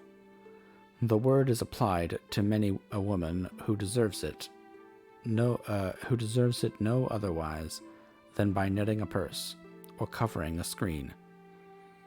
But I am very far from agreeing with you in your estimation of ladies in general. I cannot boast of knowing more than half a dozen in the whole range of my acquaintance that are really accomplished. Nor I am sure, said Miss Bingley. Then, observed Elizabeth, you must comprehend a great deal in your idea of an accomplished woman. Yes, I do comprehend a great deal in it. Oh, certainly, cried his faithful assistant. No one can be really esteemed accomplished who does not greatly surpass what is usually met with. A woman must have a thorough knowledge of music, singing, drawing, dancing, and the modern languages to deserve the word. And besides all this, she must possess a certain something in her air and manner of walking, the tone of her voice, her address and expressions, or the word will be but half deserved. All this she must possess, added Darcy, and to all this she must add something more substantial in the improvement of her mind by extensive reading. I am no longer surprised at your knowing only 6 accomplished women. I rather wonder now at your knowing any. Are you so severe upon your own sex as to doubt the possibility of all this? I never saw such a woman. I never saw such capacity, and taste, and application, and elegance as you describe united. Mrs. Hurst and Miss Bingley both cried out against the injustice of her implied doubt, and were both protesting that they knew many women who answered this description, when Mr. Hurst called them to order with bitter complaints of their inattention to what was going forward. As all conversation there was thereby at an end, Elizabeth soon afterwards left the room. "Eliza Bennet," said Miss Bingley, when the door was closed on her, "is one of those young ladies who seek to recommend themselves to the other sex by undervaluing their own. And with many men, I dare say, it succeeds. But in my opinion, it is a paltry device, a very mean art." "Undoubtedly," replied Darcy, to whom this remark was chiefly addressed. There is meanness in all the arts which ladies sometimes condescend to employ for captivation. Whatever bears affinity to cunning is despicable. Miss Bingley was not so entirely satisfied with this reply as to continue the subject. Elizabeth joined them again, only to say that her sister was worse, and that she could not leave her. Bingley urged Mr. Jones's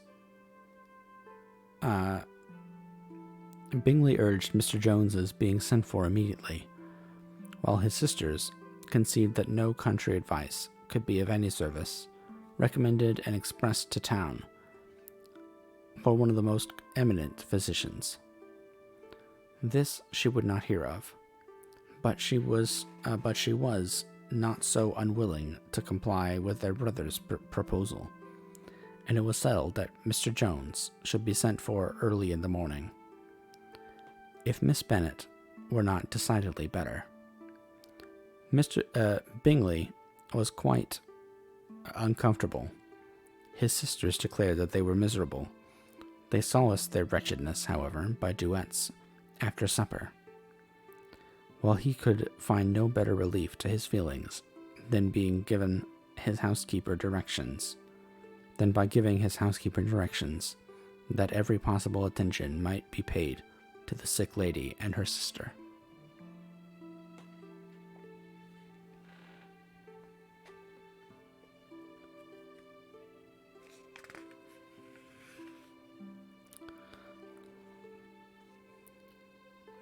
Chapter 9. Elizabeth passed the chief of the night in her sister's room, and in the morning had the pleasure of being able to send a tolerable answer to the inquiries which she very early received to Mr. Bingley by a housemaid, and some time afterwards from the 2 elegant ladies who waited on his sisters. In spite of this amendment, however, she requested to have a note sent to Longbourn, desiring her mother to visit Jane, and form her own judgment of her situation. The note was immediately dispatched, and its contents as quickly complied with. Miss Bennet, accompanied by her 2 youngest, reached Netherfield soon after the family breakfast. Had she found Jane in any apparent danger, Mrs. Bennet would have been very miserable. But being satisfied on seeing her that her illness was not alarming, she had no wish of her recovering immediately, as her restoration to health would probably remove her from Netherfield.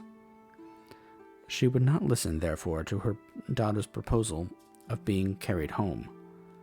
Neither did the apothecary, who arrived about the same time, think it at all advisable.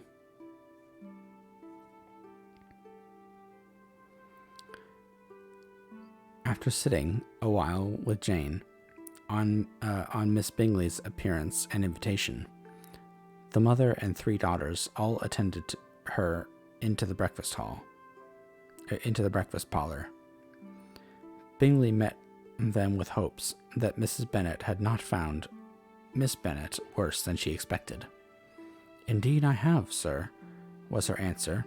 "She is a great deal too ill to be moved. Mr. Jones says we must not think of moving her. We must trespass a little longer on your kindness." "Removed?" cried Bingley. "It must not be thought of. My sister, I am sure, will not hear of her removal." "You may depend on it, madam," said Miss Bingley, with cold civility, "that Miss Bennet shall receive every possible attention while she remains with us."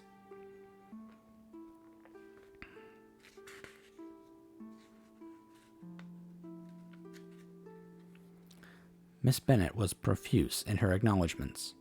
"I am sure," she added, if it was not for such good friends, I do not know what would become of her, for she is very ill indeed, and suffers a vast deal, though with the greatest patience in the world, which is always the way with her, for she has, without exception, the sweetest temper I ever met with.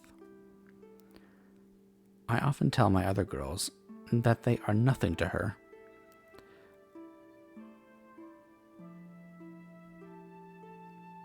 You have such a sweet room. You have a sweet room here, Mr. Bingley, and a charming prospect over that gravel walk. I do not know a place in the country that is equal to Netherfield. You will not think of quitting it in a hurry, I hope, though you have but a short lease."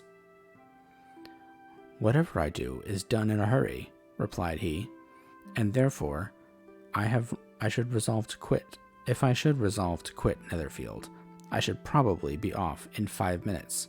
At present, however, I consider myself quite fixed here." "That is exactly what I should have supposed of you," said Elizabeth. "You begin to comprehend me, do you?" cried he, turning towards her. "Oh, yes, I understand you perfectly." "I wish I might take this for a compliment, but to be so easily seen through, I am afraid, is pitiful." "That is as it happens. It does not necessarily follow that a deep, intricate character is more or less estimable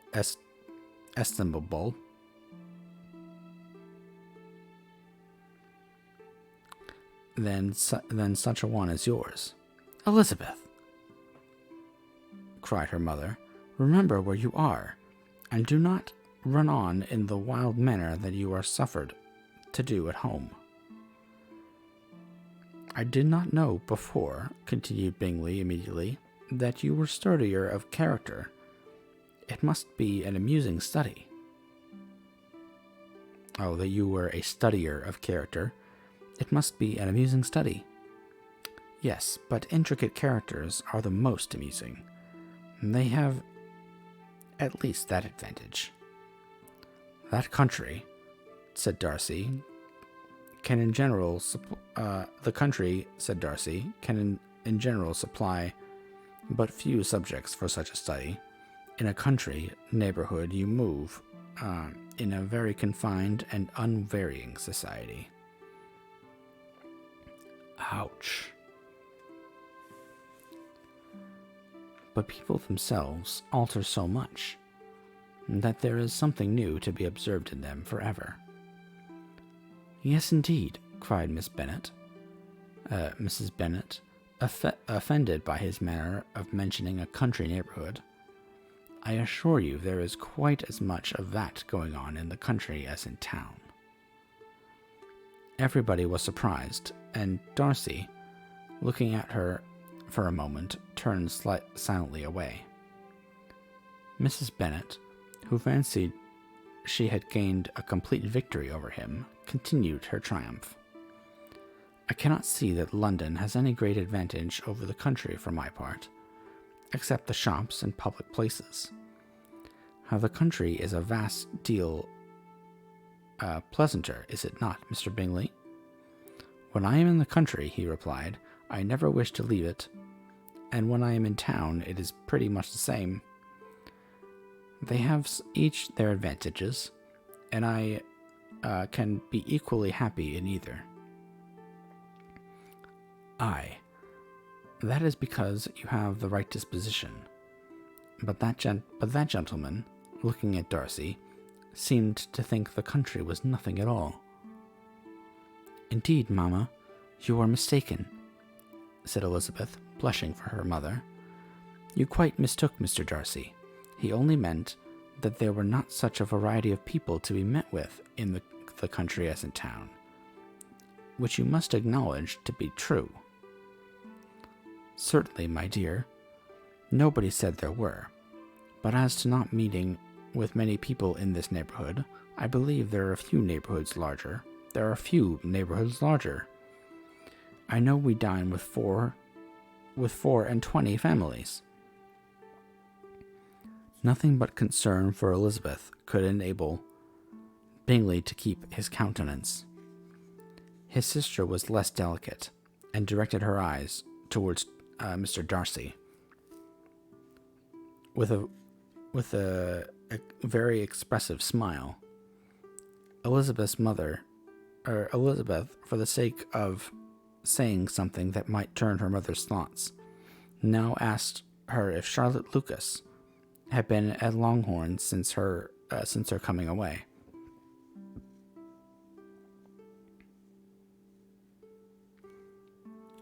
Yes, she called yesterday with her father. What an agreeable man Sir William is. Mr. Bingley, is he not? So much the man of fashion, so genteel, and so easy. He has always something to say to everybody.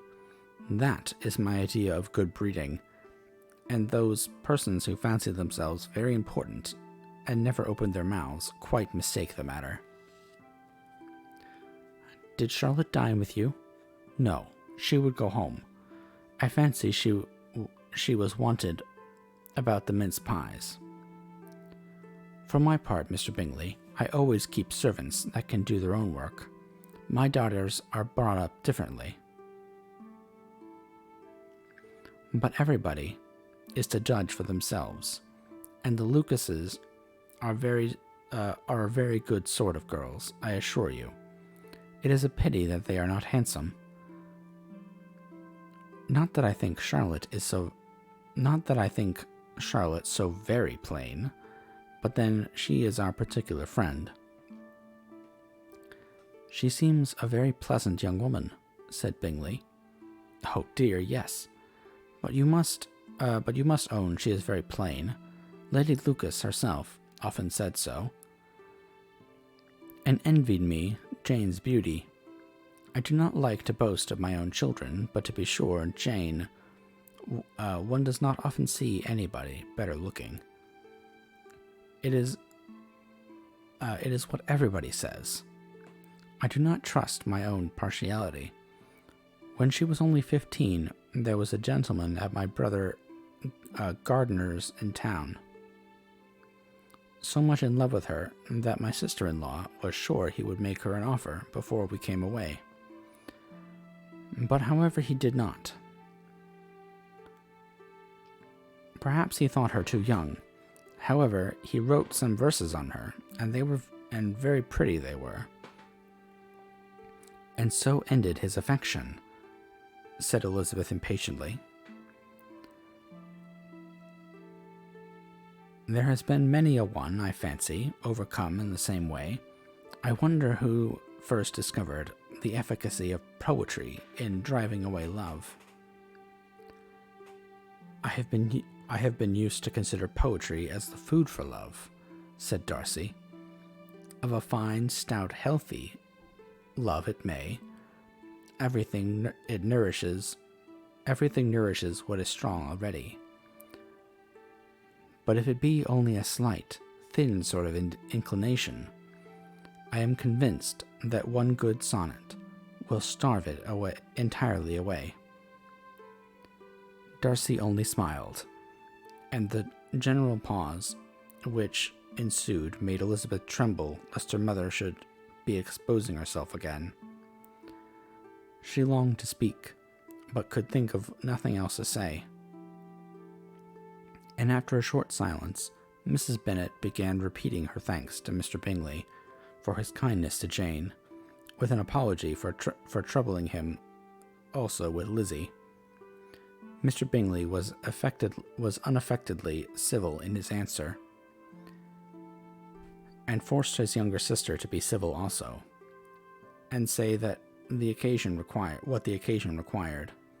She performed her part, indeed, without much graciousness, but Mrs. Bennet was satisfied, and soon after ordered her carriage. Upon this signal, the youngest of her daughters put herself forward. The two girls had been whispering to each other during the whole visit, and the result of it was that the youngest should tax Mr. Bingley with having promised, on his first coming into the country, to give a ball at Netherfield. Lydia was a stout, well-grown girl of 15, with a fine complexion and good-humored countenance, a favorite with her mother, whose affection had brought her into public at an early age. She had high animal spirits and a sort of natural self-consequence, with the attentions of the officers, to whom her uncle's good dinners and her own easy manners recommended her, had increased into assurance. She was very equal, therefore, to address Mr. Bingley on the subject of the ball, and abruptly reminded him of his promise, adding that it would be the most shameful thing in the world if he did not keep it. His answer to this sudden attack was delightful to their mother's ear. "I am perfectly ready, I assure you, to keep my engagement, and when your sister is recovered, you shall see, if you please, name the very day of the ball. But you would not wish to be dancing while she is ill." Lydia declared herself satisfied. "Oh, yes, it would be much better to wait till Jane was well, and by that time, most likely, Captain Carter would be at Meryton again. And when you have given your ball," she added, "I shall insist on their giving one also. I shall tell Colonel Forster it will be quite a shame if he does not." Mrs. Bennet and her daughters then departed, and Elizabeth returned instantly to Jane, leaving her own and her relations' behavior to the remarks of the two ladies and Mr. Darcy, the latter of whom, however, could not be prevailed on to join in their censure of her, in spite of all Miss Bingley's witticisms on fine eyes.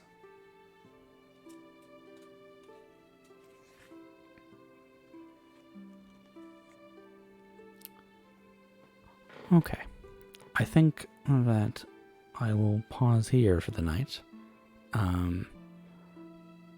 as I am getting a little bit hungry, and I would like to have some dinner. Thank you very much for everyone coming out to this stream as we begin our journey through Pride and Prejudice. I also want to just thank you all for all the support that you've given me, uh, and the prodding to push myself in new directions, and categorizing myself as ASMR instead of just chatting, and all that entails, and also just again for all the follows. I definitely appreciate them. All the follows and the subs and all that stuff. The amount of support you guys have given me is incredible, and I can't thank you enough. But yeah, I'm eager at some point to discuss some of the characters that we've met so far, in Pride and Prejudice. I think that my favorite character is the father. We don't get a whole lot of him in the book, but I think that he's a really funny character, and I just love him to death. And yeah, I think that we will talk sometime, definitely, about all of the societal implications that Jane Austen is working with in her book. And obviously the book is a romance novel of the 18th century, and so it's definitely different than romance novels are today. Let's just say there's a lot of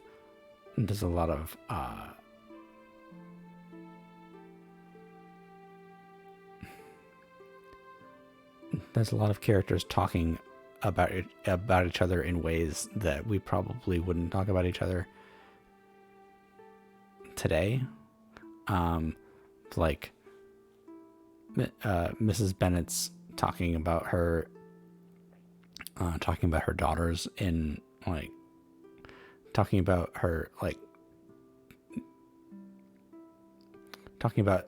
how some of her daughters are prettier than others, and most mothers today probably wouldn't openly talk about their daughters that way in public. Most maybe, but it's such a classic. It's such a classic romance novel, and it's an amazing read, and I hope that you guys are going to enjoy it as much as I am enjoying reading it. And with that, I will say good night. I hope that you guys have a wonderful rest of your evening and a wonderful weekend. I might stream Sunday, maybe. I don't know quite yet what my schedule is going to be like over the weekend. But we shall see. If I don't stream, then I will definitely stream next week. Good night, Lexicat. Good night, Jonas. Yeah, it's I would never have guessed that you hadn't read any 18th century romance novels, Jonas. But yeah. I hope you guys have a great rest of your night. And I will find us someone to raid.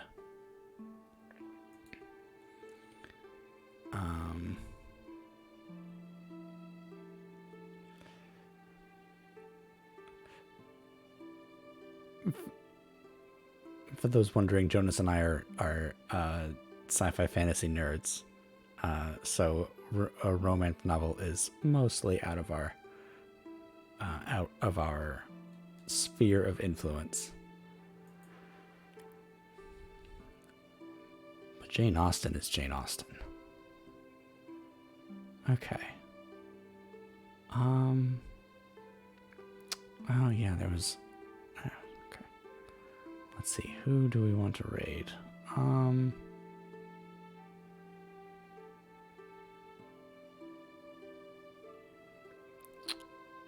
Let us do. Okay. Well, let's raid Nyx. Branching out slowly. Yeah, me too. Me too. Okay. Let's do the raid thing and then say good night. Okay.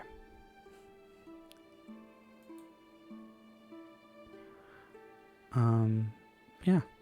I hope that you guys have a wonderful rest of your night and the rest of your weekend, and I will see you guys next time. Bye.